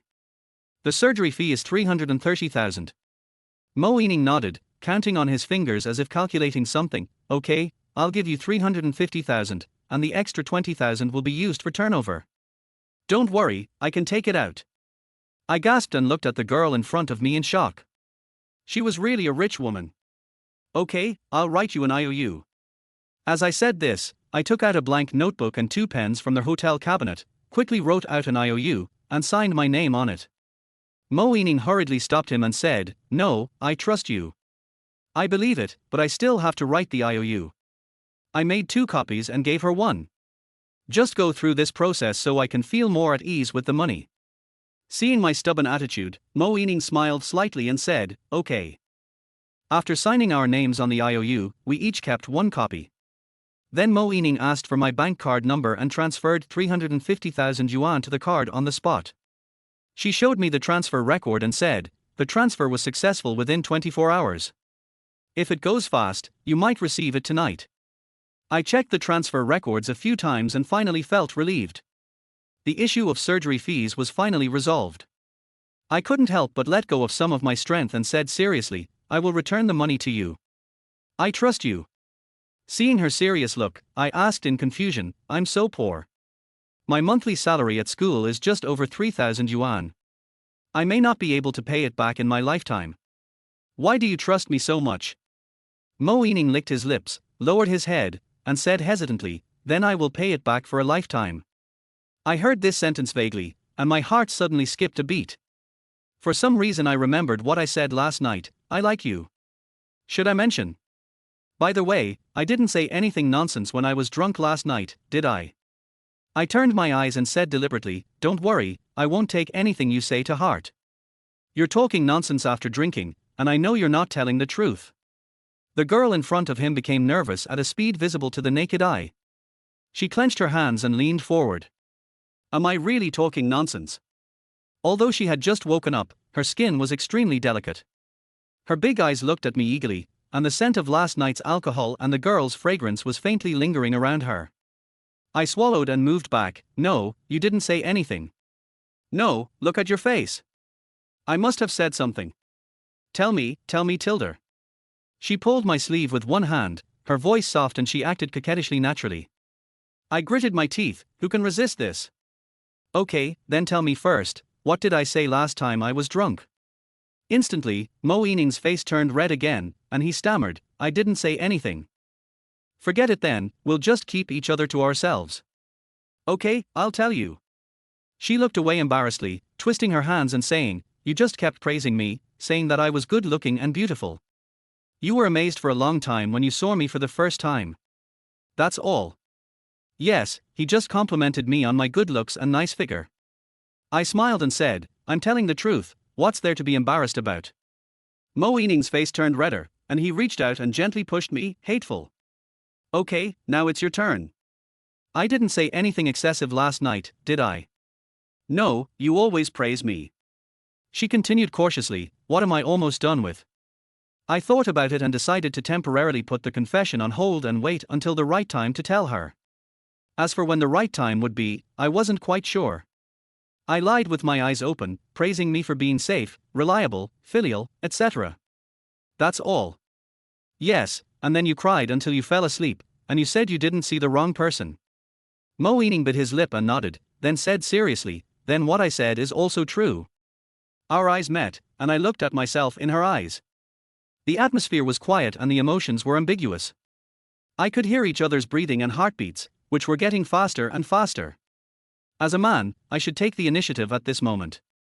I moved forward without leaving any trace. Ening, Before I could pronounce the word clearly, Mo Ening stood up and said helplessly, is my aunt going to have surgery tomorrow? Then I should go visit her. I saw the girl's flustered behavior and smiled knowingly. The time is not right yet, and confession needs to be done slowly. Okay, we'll go together tonight. Now let's go home and pack up. Okay, I'll listen to you. After packing my personal belongings, I drove Mo Ening's car and took the girl back to their community. We talked and laughed all the way. We took the elevator to the door of our house. As soon as the elevator door opened, I saw Lu Dong sitting at the door waiting. Lu Dong had a bruised face and nose, a cigarette in his mouth, and was squatting at the door looking bored. Seeing us appear, Lu Dong quickly came over and bowed to Mo Ening at a 90-degree angle. Ms. Mo, it's all my fault. I shouldn't be greedy for money. Please. Don't call the police or they will arrest me, otherwise my mother back home will have a heart attack. Mo Ening glanced at Lu Dong, then looked at me, I'll leave this matter to you. I'll go back and sort it out first. After saying that, the girl waved and went into their house. I sighed, feeling that Lu Dong was lucky to meet a kind-hearted bodhisattva like Mo Ening. If he had fallen into the hands of a ruthless person like Chen Mai, he would have been in jail long ago. I hugged his shoulders, opened the door and went into the room. There were still yesterday's leftovers in the room, all reminding us of the lie that we had won the lottery. I said helplessly, cousin, you are really good at telling lies. Cousin, I was wrong. I waved my hands and said, it's okay, I don't mean to criticize you. Everyone has their own way of living. Even if you kill or rob people, it has nothing to do with me, but you are my brother. I still hope you can live your life seriously and let me hear some good news from you. I sighed and took out 2,000 yuan from my pocket. It's okay. They decided not to call the police, but I really can't let you live here anymore. This money is enough for you to get by for a while. You move out before tonight. Cousin, Everything has been said. You were at fault first, so don't blame your cousin. You don't have to pay the money back. Just take it. Lu Donhan bowed deeply with tears in his eyes, and without saying anything more, he packed his luggage consciously. Chapter 24. The operation was successful. Lu Dong does like to be clever and likes to get something for nothing, but he is not a wicked person. He could understand my difficulties, so he packed his backpack and moved out immediately. Before leaving, he went next door to apologize. He didn't ask for Mo Yining's forgiveness, he just wanted to apologize. Mo Yining leaned against the door and listened to the apology speech. Without saying anything, he closed the door and went back. I walked him downstairs and gave him a hug as a farewell. Lu Dong told me that he planned to find a few reliable seniors to do business with, and said that he would definitely come back to honor me when the business becomes bigger in the future. I smiled and did not respond to his casual words. The two waved goodbye. Looking at Lu Dong's receding back, I felt relieved but helpless. After seeing Lu Dong off, I went home, cleaned up the house, and waited until about 6 o'clock before knocking on the door next door. Mo Yining changed into a ladylike outfit again, curled her hair, put on makeup, and followed me to the hospital in a glamorous manner. As soon as I entered the hospital gate, a text message came to my mobile phone saying that 350,000 yuan had arrived. This is so smooth. Last night, everything was so difficult that I wanted to commit suicide, but today all the problems were solved. I can even feel the smooth sailing of life. I didn't dare to delay and quickly found the attending physician to pay the surgery fee. In addition to the surgery fee, I also added the hospitalization fee, drug fee, and even the rehabilitation fee after the operation. After dividing the Rural Household Registration Subsidy, National Special Funds, and Rural Cooperative Medical Care, the final cost was only 270,000 yuan. For me nowadays, every bit of saving is a bit of saving. After paying the fee, I asked a few more questions about the preoperative preparations. The doctor said that everything had been explained clearly and I could just rest assured. The tense and fast night passed in a flash, and the operation went on normally the next afternoon. I accompanied my mother and wheeled her all the way from the ward to the operating room. I held her hand and comforted her. It's okay, it's just a minor operation. Just take a nap and when you wake up you'll see me by your bed. Don't worry. My mother said it was okay, but she was still shaking with nervousness. No matter how nervous I was, I had to have the surgery. I was pushed into the operating room with soothing voices. Mo Yining, who had been by my side the whole time, patted my shoulder and consoled me. It's really just a minor operation, don't worry. I smiled nonchalantly and sat on the rattan chair with her, waiting. Less than half an hour after the operation started, a reasonable person arrived. At the end of the corridor, a middle-aged man with a sweaty face came running in hastily. He was tall, had a crew cut, and a slight pot-belly. He was holding a gift box in his hand. Oh no! I'm still late. Luo Yuan walked up to her and gestured to the things in his hand. I bought something for my aunt on purpose, thinking that she could have something good to eat before going into the operating room, but it's too late. I smiled and waved my hand. You can't eat for 6 hours before entering the operating room, how can you eat? You? Really? Har har har, it's me who is uneducated. Luo Yuan laughed a few times, put the bags in his hands aside, and looked at Mo Yining. Hey, where did this beauty come from? She is so beautiful. Fang Cheng, why haven't I heard you mention this good thing? I coughed a few times and warned, this is my friend Mo Yining, don't talk nonsense. This is my friend, Luo Yuan. Luo Yuan looked at my cautious expression, then at the reserved Mo Yining. Being a smart man, he immediately understood what I meant. He extended his hand enthusiastically and greeted, hello, Miss Mo. Oh, I finally see a woman by Fang Cheng's side. This guy is very self-disciplined. He has only had one girlfriend since I met him. Don't be fooled by his pretty face, he has a very kind heart. When he was in school, he was a famous senior in the whole department. I listened to his words and coughed again, don't talk nonsense. How can I say such nonsense? Our Fang Cheng is definitely a great man. Miss Mo, don't miss him. I was slightly annoyed and he punched me directly to tell me to shut up. Not knowing whether Luo Yuan was wrong in saying that, Mo Yining puffed his lips and suddenly said, it seems Fang Cheng is popular now, otherwise his ex-boyfriend wouldn't come to visit after such a long breakup. Hey, why are you still talking about this? I don't care. A man of integrity has nothing to fear. Lin Yu and I have nothing to do with each other anymore. However, Luo Yuan beside me changed his expression, said sorry to Mo Yining, and pulled me a few steps away. Lin Yuezhen came to see you. How do you know this? Luo Yuan sighed and recalled, 2 months ago, Lin Yu found me and asked for your contact information, saying that he wanted to apologize for what happened that year. TSK, it's really disgusting. Why didn't you apologize earlier? She just remembered you because she's having a hard time doing it. Don't be fooled. A good horse never turns back. There is such a good girl in front of you, there is no need to bother with her anymore. I understood the reason, I nodded, and then asked, is she not doing well? She quarreled with Zhao Guang all the time, and I heard that she even beat him up. You didn't go to the last class reunion, but I did. TSK, her face was covered with bruises and she insisted that she fell down the stairs.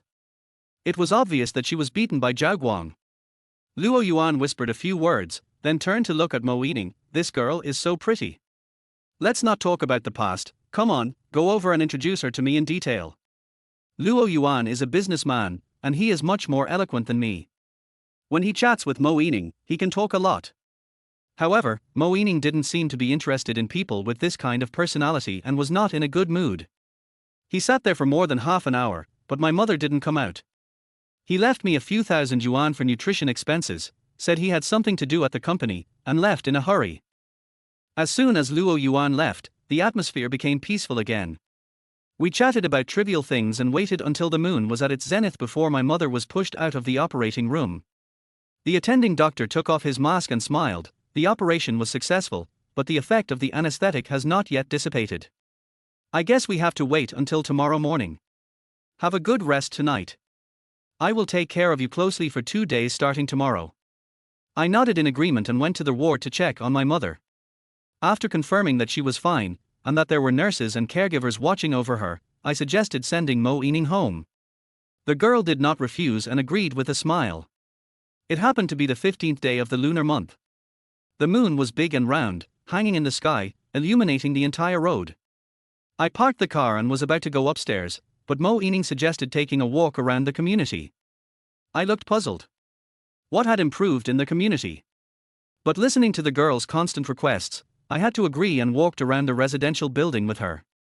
Mo Yining walked in front and asked casually, is Luo Yuan, who came this afternoon, your college classmate? Chapter 25 Chicken Soup. That's right. Luo Yuan and I met on the first day of school. He used to be a very social person, but on the first day of school he stopped me and asked me if I was angry. I said no. Luo Yuan sighed and said that his deskmate in high school was a good student. He didn't expect to meet another good student in college. It was really a bad fate. So I, the nominally good student, got to know him, the real bad student.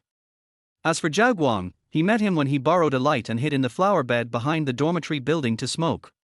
From then on, the three of us became brothers. With so many people coming and going, after 4 years of college, only the three of us often got together. When we were young, we were arrogant and looked down on any job, so we decided to set up our own studio and start our own business. Thinking about the scenes of eating instant noodles, sleeping on the floor and doing business outside at that time, it was worthy of the passionate youth. Later, the studio lost money. No, the studio is going well. The market at that time was very scarce for mid to high-end pigments. In addition, the direction of our research had a bright future. If I had persisted, I would have been a small boss by now. Then why didn't you insist? Because. The words got stuck in my throat, as if as soon as I opened the door, I saw Zhao Guang and Lin Yu hanging out on the sofa again. This setback has hit me so hard that I still can't get over it. Mo Yining looked at my expression and said, sorry, did I mention your sad story? I forced a smile and said, it's getting late. I'll take you back. Mo Yining lowered his eyes and smiled, okay. I walked around half a circle and returned to the stairs, then took the elevator back to the dormitory. We were silent all the way, and the atmosphere was somewhat awkward and difficult to explain. The girl waved her hand and was about to go home when she suddenly asked, is it related to Lin Yu's betrayal of you? I was stunned, secretly sighing at her thoughtfulness, and said vaguely, yes, because Lin Yu's studio was disbanded. I was depressed for several years, but all this is in the past, and people should look forward. Yes, people should look forward. Mo Ening waved his hand, and when it was night, he closed the door. I calmed down, went home to pack some things, and rushed back to the hospital overnight to stay with the patient. My mother's operation was very successful and she recovered quickly. Having money in your pocket is like having confidence, so I prepared all the imported and exported medicines from home and abroad for my mother. It only took 2 days for the wound to scab over and heal, and on the 3rd day I was able to get out of bed and walk. I wanted her to rest more, but the doctor said that proper activity would help the wound heal and she could walk around. After my mother was able to get out of bed and take care of her own eating, drinking, defecating and urinating, she began to urge me to go out and earn money so that I wouldn't have to take care of her. I stayed in the hospital for another 2 days out of concern, and only after seeing that he was indeed fine did I go back to school to work. My mother's illness and hospitalization was a big deal, so the school specially approved a long vacation for her. I didn't expect that when I returned to class after just 3 or 4 days, the school had even hired a substitute teacher. After putting my things in the office, I went to the principal's office to cancel my leave. The principal repeatedly asked about my and my mother's conditions, and after confirming that everything was correct, he agreed to my request to return to work. The old principal of the Mediterranean school said through thick glasses, "It's rare that you have the heart to teach and educate people. As long as you can balance your family and school, come back to teach." "Principal, I have something else to ask." "Anything else?" I scratched my head and said embarrassedly, "Regarding the fact that Wang Liang and Zhao Qi from our school were persuaded to drop out, I would like to ask the school to withdraw the punishment they imposed on them. It was Teacher Shu who made a mistake last time. Children of their age would definitely not hit their teachers." Upon hearing this, the old principal was extremely excited and immediately stood up to shake my hand. "Great. I'm glad you made a mistake. Teacher Fang, you don't know. Wang Liang's father came to my office every day to drink tea and insisted that his child continue his studies, but Teacher Shu insisted that they beat the teacher. What do you think? Hey, it's great that you can come forward to clarify this matter. This action can prove that Teacher Fang is upright and upright. When the selection is held at the end of the year, I will definitely give you a bonus." I smiled modestly and said, "I don't need the bonus. I'm just worried that my 3 children will suffer." The old principal looked flustered, afraid that I would go back on my word. No, I will issue an order right now to revoke the punishment for persuading students to study. You must discipline them well and don't cause any more trouble." "Yes, I will." After coming out of the principal's office, I went back to my office to prepare for class. I waited until the bell rang before I got up with my things. I walked all the way to the office door, and before I even entered, I ran into the impetuous Teacher Shu. Teacher Shu saw me sighing, took my hand and said, "Did you ask the principal to take back the punishment?" I nodded and said, "Teacher Shu is wrong. My injuries were not caused by those 3 people at all.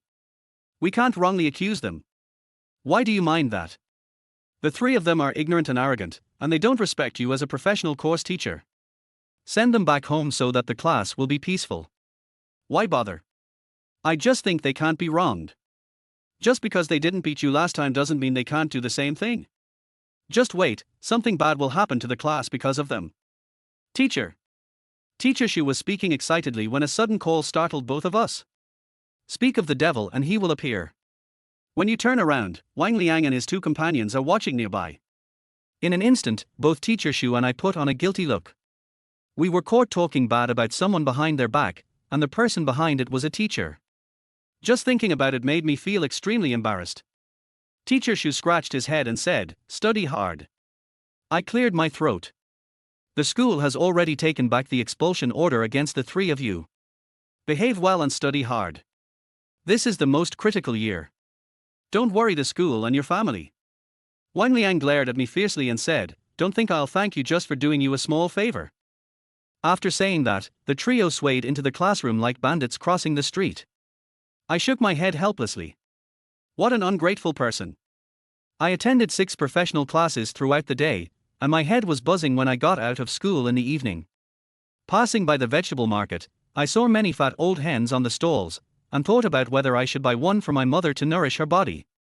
After recovering from a serious illness, she should drink some chicken soup to grow weight. Thinking about it, I went forward and picked the biggest one. I am not very good at cooking, so I stewed the chicken according to the recipe on my phone, learning as I go. Fortunately, I am smart enough to learn anything quickly, and after 2 hours of hard work, the aroma gradually wafted out of the pot. After a while, it attracted someone from next door. Moeening knocked on the door and said with a smile, "I swear to God, I really smell that there is something delicious in your room." Chapter 26, Thousands of Lights. I bent down and made an inviting gesture. It's better to come at the right time than to come early. It's just out of the pot. Come in and have a taste. Moeening laughed and said, "What's this?" "Stewed chicken." "Is your nose so sensitive?" I walked into the kitchen, lifted the lid, and saw a pot of shiny, greasy old hen stewing inside. She looked closer and said in surprise, "Wow. You can't cook, right? You made this. If you can't cook, can't you learn?"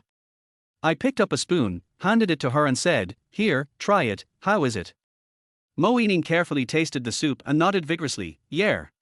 It's very delicious, really well made. I didn't expect you to have a talent for this, it's really delicious." I saw that her eyes were shining, and I guessed that she must not have eaten all day in order to maintain her weight.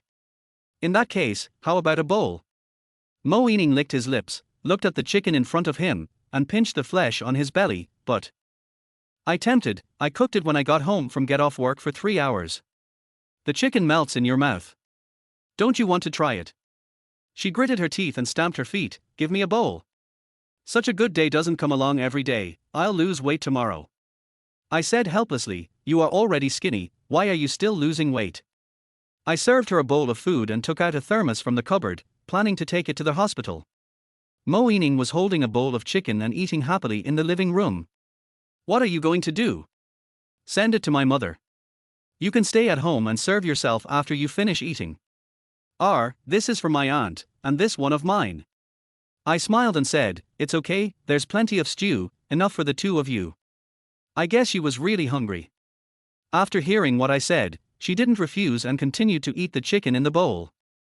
I carried the chicken to the hospital, watched my mother finish eating and lie down, talked to the doctor about her physical condition, confirmed that everything was going in the right direction, and then quickly rushed back.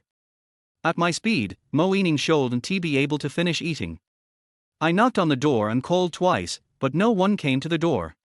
Could it be that he went home after eating? Puzzled, I took out the key and opened the door, only to see that the lights were on in the room, a half-eaten bowl of chicken on the table, and someone lying on the sofa, actually asleep. "Can you fall asleep while eating?" I shook my head and smiled helplessly, then found a clean blanket in the house and covered her with it. The girl was wearing home clothes and had long curly chestnut hair. The orange light shone on her profile. Everything seemed like the smell of chicken soup floating in the house, warm and lingering. Feeling the quiet atmosphere, I couldn't help but think, how nice it would be if this was my girlfriend. It has been several days since the drunken incident, but the confession has been lingering in my mind. I'm not sure what Moeening is thinking. I want to break the ice, but I'm afraid she won't agree and we won't even be able to be friends. Just as he was thinking, a groan suddenly came from the sofa. Moeening woke up slowly, rubbed his eyes and sat up. "Woke up? I'm sorry, I fell asleep here." I asked with amusement. I also want to ask, did you fall asleep while eating? Moeening smiled embarrassedly, "Maybe I ate too much. When I'm full, I like to sleep."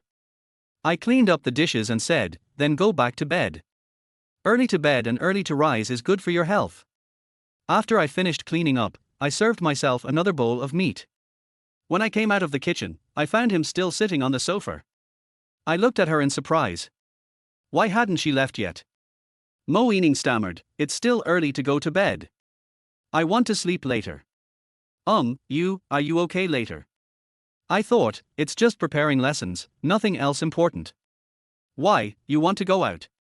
She shook her head, her face slightly red. No, I was thinking, can you bring your computer to my house to prepare for class?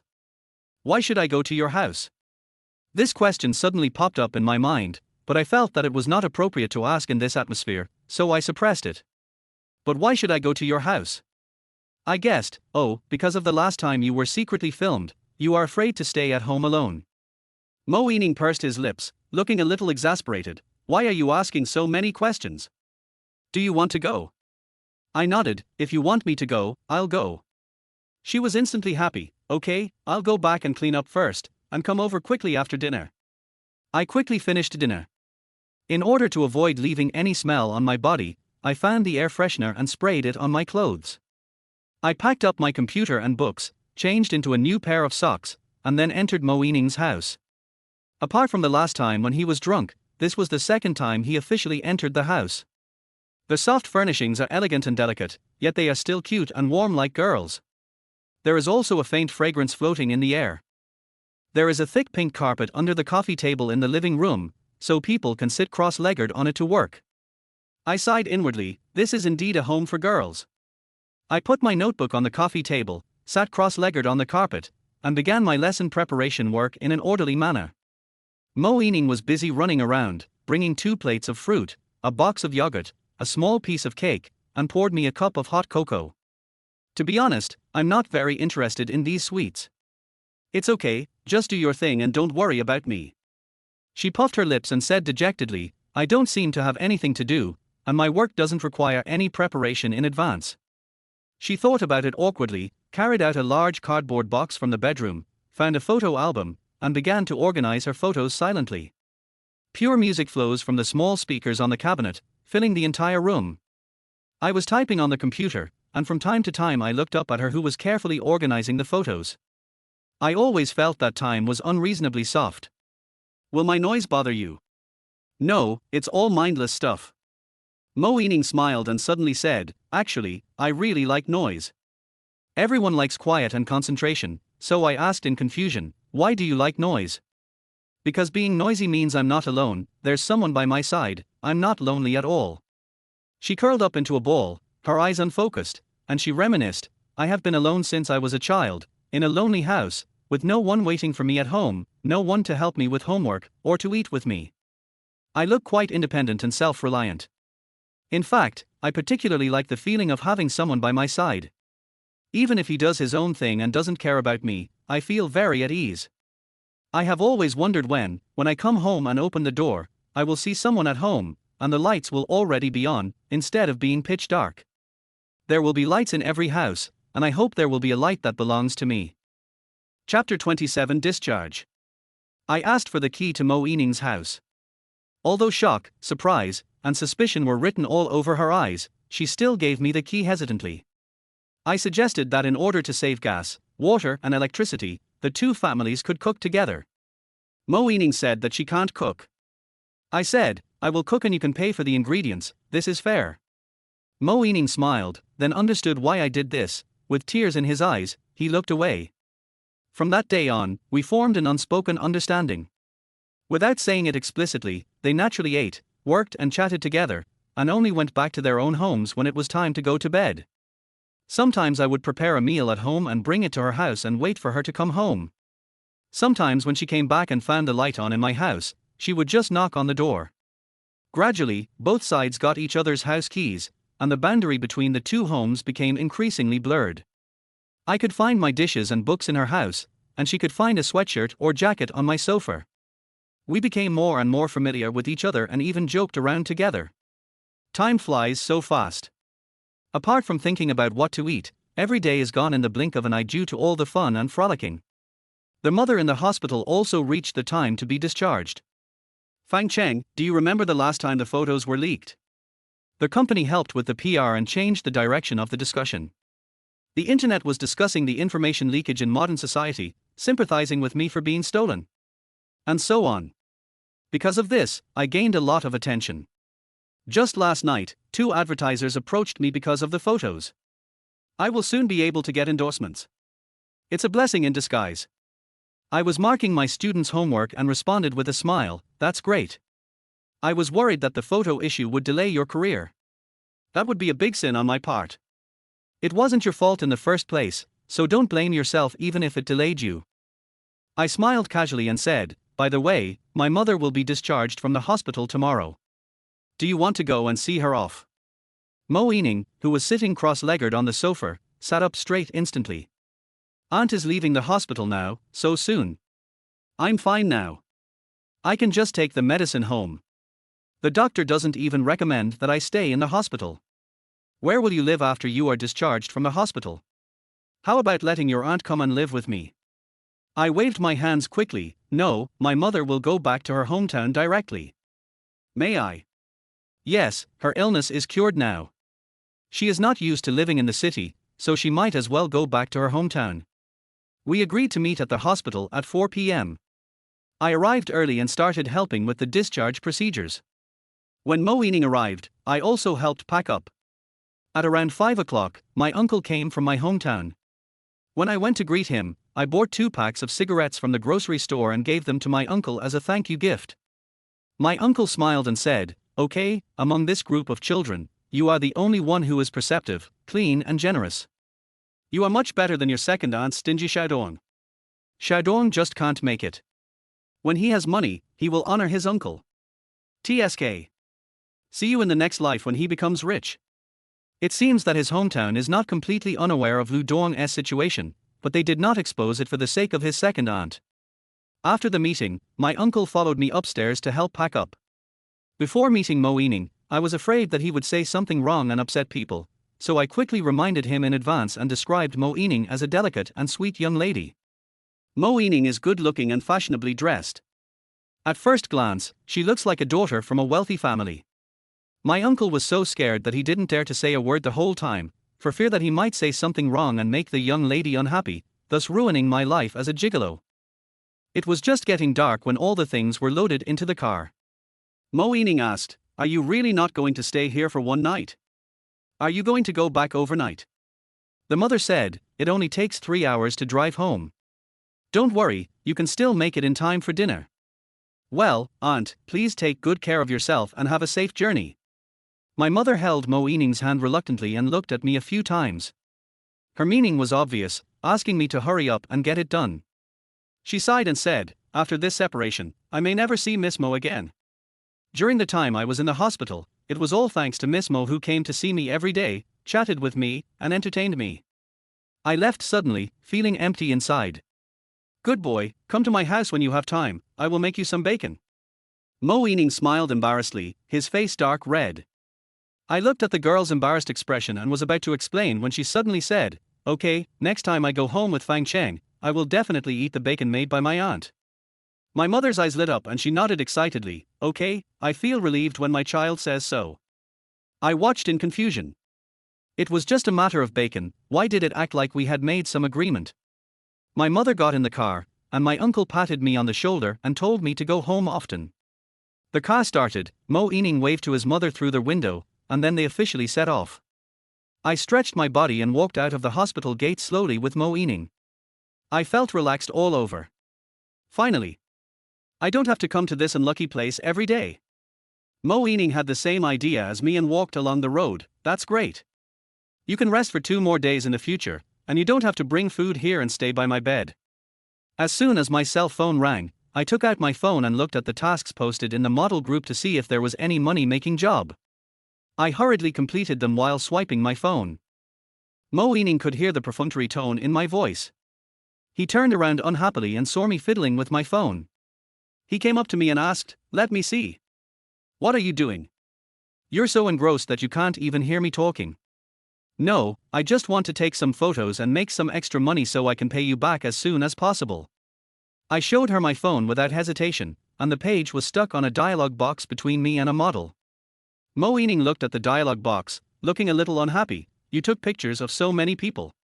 It seems you never took pictures of me. You don't need to change your model card. What kind of photos do you need me to take?" "Who said I don't need to change? I'll change it tomorrow." I looked at her acting like a spoiled brat. Under the streetlight, the wind blew up a strand of hair by her ear. There were all kinds of beauties under the camera, but the one who was the most beautiful in my mind was the only one missing. I quickly typed on the keyboard and rejected the model who asked me to shoot with him. "Okay, I'll shoot tomorrow." "Just shoot when you say shoot, it's that quick and easy." Mo Ening was surprised by my straightforwardness. Did you really take this photo for me? This is fake." I smiled, leaned close to her and whispered, "Since you are my creditor, I will give it to you for free. You can take as many pictures as you want until you are satisfied." Chapter 28 Photos. The shooting location chosen by Mo Ening was Zhongshan Park, where I had my first shoot. She didn't bring an assistant, but carried her own bags of clothes and drove me to the park. "The photos you took of Chen my last time were really beautiful, especially the one at sunset. which was absolutely amazing. After I saw them, I kept thinking, when will you take a set for me? I adjusted the light and angle, squatted down slightly, and said, I'm sure the photo I take of you will look better. A woman in a red dress appeared in the camera. The tight knitted long skirt showed her perfect figure. Her long legs were slightly stretched forward, and she was wearing a pair of sharp black high heels. The woman had slightly curly hair, and looked lazy and sexy. Like a blooming red rose in the sun. My hand shook a little when I took the photo, so the picture is blurry. Mo Ening heard the shutter sound and hurried forward. Let me see, how is the picture? I waved my hands quickly. No. We need to take the photo again. Stand still. She pouted and reluctantly returned to her fixed position. What? You shoot so fast for others, but your professionalism drops when it comes to me. I smiled helplessly. The more familiar I am with this job, the better off I would be. I always feel that Mo Ening is beautiful in any pose, and any casual photo of her looks particularly good. But after looking at her for a while, I feel that she is too beautiful, and no composition or atmosphere can capture 1/10 of her charm. Long skirts, short skirts, ancient costumes, cheongsams, either gorgeous or youthful, all kinds of styles and all kinds of clothing were photographed. I took nearly 100 photos until my camera got hot and the sun went down. Mo Ening tied up her long black hair and pinned it with a hairpin. She wore a dark green cheongsam and looked at the sunset in the distance. The sunlight, like broken gold, sprinkled on the grass, warm and gentle. It's so beautiful.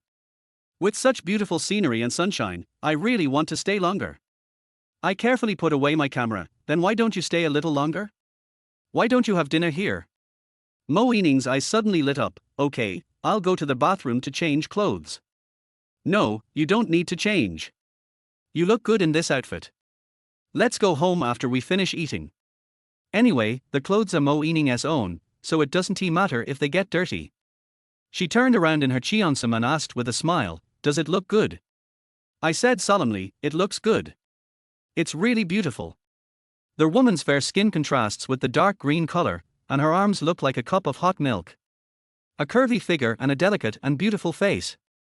I don't know how many surprised, envious, and even hateful looks I got from people passing by. I lifted my hair with my vanity overflowing, and said with great pride, I'll wear this. I can already envision the happiness of being able to choose clothes at will in the future. We ordered takeout on the grass and then went home. Teacher Lin from the next class was so angry with the students that he skipped classes, so he asked me to take over a few professional classes. Mo Ening goes out early and comes back late because of shooting for an advertising endorsement. We were so busy during those days that we didn't see each other very often. It was not until 4 or 5 days later that Teacher Lin finally calmed down and returned to school, and I was able to give the photo to Mo Ening. After hearing this, Mo Ening planned, I can finish the filming this afternoon. Why don't we have hot pot tonight? Why not eat at home and buy 2 bottles of wine to celebrate? When I mentioned eating hot pot and drinking, I naturally thought of the unpleasantness of the last time. Mo Ening said sourly on the phone, then you should go home early to see if your ex-girlfriend is waiting for you at the door. Okay, if there's an ex-girlfriend waiting, I'll kick her out in advance and she won't be seen by you. Mo Ening was amused by what I said. Har, okay, see you tonight. That day, I finished get off work 2 classes early and went to the supermarket to buy the ingredients for hot pot. When I remembered that I didn't have a special hot pot at home, I gritted my teeth and spent a huge amount of money to buy a household appliance. I opened Mo Ening's door with ease and arranged everything in her small living room. As soon as I got home to get the photos, Mo Ening opened the door and came back. Har, I'm back just in time. That's right, shall I start boiling water? The hot pot was boiling. Mo Ening changed into his home clothes and sat beside it. He looked at the exquisitely decorated table and stuck out his tongue. He said, sorry, I got off work too late. Otherwise, I could go shopping with you. Sorry. It's nothing, I just went to the supermarket to buy some things. She clasped her hands together and said devoutly, thank you Mr. Fang for your selflessness and hard work in going to the supermarket to buy things so that I can enjoy this delicious meal. Thank you very much, Amitabh. I laughed and retorted, what a mess. Mo Ening shook his head happily and reached out to pick up the vegetables in the pot. Oh my, there are also lotus root slices. Can lotus root slices be eaten by dipping in water? What is this? Did you buy white wine? Wow, but I don't know how to drink white wine. When we first met, she was indifferent and cold and didn't say anything unnecessary. But when we got to know each other better, I realized that she was a chatterbox. Accompanied by Mo Ening's mumbling, most of the hot pot was eaten. I estimated that her stomach was almost full, so I stood up and took out a stack of photos. Here, I give it to you. What's this?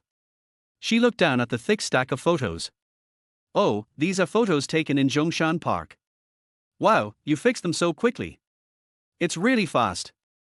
I will definitely do my best for Miss Mo's photos. Mo Ening looked at the photos one by one. The poses were varied and the expressions were vivid. The infectiousness of each photo was so strong that it could penetrate the paper. She praised with a sigh, "It's a pity to let a little model take a model card. Your level is too good, too professional. You should take artistic photos and movie posters. They are really beautiful. Miss Mo, you are too kind. No compliments, just look at the photos you took of me. I can't bear to use them to make model cards, they can be sold as commercial films." Mo Ening's eyes showed admiration as she looked at each photo carefully. Suddenly, she exclaimed, turned over the photo to study it, and then suddenly looked up at me. She asked in confusion, "Is there a word behind this? I think I saw something else, and I thought it was a stain you left on it. Is this the word for a woman?" Mo Ening looked at me straight in the eyes. I pretended to be calm, picked up the wine glass and took a sip, without answering. Her eyes lit up, as if she had guessed something. She laid all the photos flat on the sofa and arranged them one by one according to the words on the back of the photos to form a sentence. "You are the most beautiful and lovely girl I have ever met. I want to light a lamp for you and be together for the rest of our lives. I like you. Can you be my girlfriend?" Then I took out a rose from my pocket and asked, "How about being a girlfriend?" Chapter 29 Dating. "I do." Mo Ening covered his mouth with tears streaming down his face.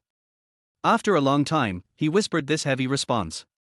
The heavy stone in my heart fell to the ground, and I walked forward and hugged her tightly in my arms. The two bodies pressed together, feeling each other's heartbeats, the temperature rose, and the warmth fermented. I hugged the girl tightly, almost rubbing her into my bones. This moment was probably the happiest moment in my life. Mo Ening wiped her tears and sat up from my arms. She took the rose and smiled. "Why are you only giving me one? People usually give a whole bouquet when they confess their love to each other. If I send one rose every day, I will definitely have more roses than they do in my lifetime. You're the only one who can talk." I looked deeply into her eyes and repeated, "From now on, you are my girlfriend." Mo Ening blushed and nodded slightly. I couldn't help but hold her waist with my hands. "Call me husband." "Stop it. Call me, is there anyone here?" Mo Ening's eyes were full of spring. She glanced at me secretly, and called out in a soft voice, "Husband." I teased her on purpose. "What did you say?" "Your voice was too soft, I couldn't hear you." She gritted her teeth, came up to me in anger and slapped me. The girl was not very strong to begin with, so this light slap on the shoulder sounded more like a coquettish gesture. Looking at her expression, I was afraid that she was really angry, so I stopped teasing her and said, "Come on, let's continue eating." As if to calm down his excitement, Mo Ening picked up the glass and drank a large cup by himself, then asked, "What did you think of confessing on the back of the photo? Did you plan to take this photo from me?" The trick was thought of at the last minute, but the idea had been there for a long time. Mo Ening bumped my shoulder and said, "Tell me. When did you start plotting against me?" "From the first moment I saw you. TSK. You're so smooth talking." I smiled and said, "Really, from the first moment I saw you in the hospital, I had some bad thoughts in my mind, but it was just a thought because I felt I was not worthy of such a beautiful girl. Even after getting to know each other better, I still don't deserve you, but I want to try my best." I reached out and gently held her hand. "Ening, I will try my best to make you happy." "No, I never thought you were unworthy of me." Looking at her affectionate expression, I couldn't hold back any longer and leaned forward slightly, gently placing a kiss on her lips. The kiss of a dragonfly touching the water was like a fuse, setting off all the ambiguity in the air. The burning rationality in my mind was crackling. I couldn't bear it any longer. I put one hand behind Mo Ening's neck and held her waist with the other hand, deepening the kiss. Lips and teeth blend together forever. I don't know how long we kissed, until Mo Ening lay in my arms, breathing heavily. I stood up, picked her up and walked into the bedroom. One night later. I had no classes the next day, and I slept in a daze until 2 in the afternoon. Mo Ening beside me opened his eyes because I turned over and got out of bed. Seeing her wake up, I sat beside her bed with a glass of water and asked, "Do you want to drink?" She shook her head, dazedly climbed up again, hugged my waist, and said, "Sleep a little longer." Still sleeping? Can your body handle it? Forehead. Mo Ening had just woken up, with a blank expression on his face. After a while, he realized what I meant and punched me in the back. "You hooligan. You're a hooligan now. I thought you were one last night." Her face turned red, and she grabbed the pillow and was about to hit me. "If you say those words again, I'll get mad at you." "Why are you in such a hurry?" "Let me see." "Hate." After that, a pillow hit my shoulder. We argued for a while, then leaned back on the bed, opened our phones and discussed ordering takeout, and it was almost dark by the time the takeout arrived. "Just clean up the table outside and have dinner." For several days in a row, I went to Mo Ening's place every night and we almost lived together. Mo Ening pulled my arm, allowing half of my body to appear in the photo, and posted a 9-square grid on WeChat Moments, announcing a new relationship. After Chen Mai found out, she called to inquire about the situation. "Let us keep arguing. We must find a suitable opportunity, and have a good meal together to introduce me to you. I work during the day, occasionally go out for photo shoots, and buy food to go home in the evening." Mo Ening works very irregularly. When he is busy, he doesn't even have time to eat. When he is free, he looks for recipes on the internet and learns how to cook at home. But talent is really limited, it's either too salty, too bland, or too mushy. Watching her cooking, my heart was in my throat, afraid that she would accidentally burn down the house. Fortunately, we now have 2 places to live. Even when her house burned down, she still moved her belongings to my house. Mo Ening didn't believe it and insisted that cooking was a girl's talent. It was a great shame that her cooking was not as delicious as mine. She wanted to sign up for a class to learn it seriously. Seeing that she was very interested, I didn't stop her and just let her go. After my life got on track, I seriously considered changing my career, earning money to buy a house, and supporting my family. Now that I have a loved one and a vision for the future, I can no longer just muddle through like before. I told Chen Mai about this, and she nodded repeatedly, "Very good. It's a great thing that you are ambitious. Otherwise, I will introduce you to a few media companies, and you can start shooting commercial films or magazines, and stop hanging around in the modeling circle." That's great. Then, I worried again, "But, I am not a professional photographer, can I get into a media company?"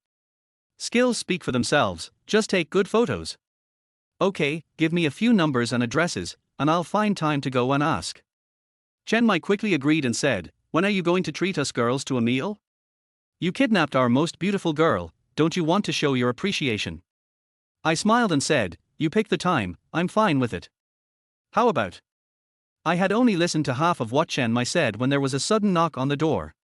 I was about to speak when there was another knock on the door, accompanied by shouting. "I have something going on here. I'll call you back later." "Okay, you go ahead."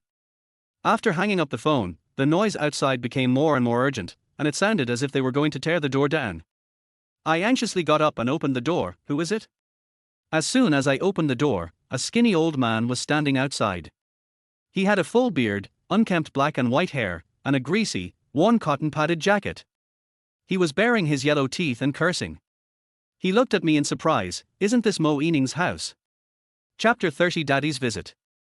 "Are you looking for Mo Ening? Do you know her?" The withered old man spoke with a strange accent and was extremely domineering. I nodded in confusion. "I know him. I'm Mo Ening's boyfriend." "Who are you?" When he heard that I was Mo Ening's boyfriend, the old man became even more arrogant. He looked me up and down and said with disdain, "You?" I was unhappy. "Who are you?" The old man grinned, his mouth full of a foul smell. "I'm your father. I am a whole head taller than him, and I have to lower my head to look at him when I get close to him. Speak politely." The old man was afraid that I would beat him up, so he took a step back. "I really am your father." "No, I am Mo Ening's father, and you are my daughter's boyfriend, so I am your future father-in-law, right?" I was completely stunned, looking at the unkempt and extremely dirty old man in front of me, and he turned out to be Mo Ening's father. This is so inconsistent. Come to think of it, I have indeed never heard Mo Ening talk about his parents. I only remember her saying that she had been alone at home since she was very young, grew up alone, was bullied, did not complete her studies, and had to enter the society to earn money early, etc. Are you really Mo Ening's father? The old man puffed out his chest and said, Is this true? Where is she? Let her out. Don't think I can't find her just because we've moved. Look at this shabby place. Are you afraid of being laughed at for living here? She went to work and hasn't come back yet. I turned around and looked at the clean and tender room, smelling the stench of the old man. I really didn't want him to come in. Hearing that Mo Ening was not there, the old man started to look at me again. Are you really her boyfriend? Yes, hello uncle, my name is Fang Cheng. I reluctantly handed it over, but the old man didn't appreciate it at all. What do you do? Art teacher, currently teaching in a high school. What does your family do? An ordinary family in a county town. The father has long passed away, and the mother is a retired worker. Bar.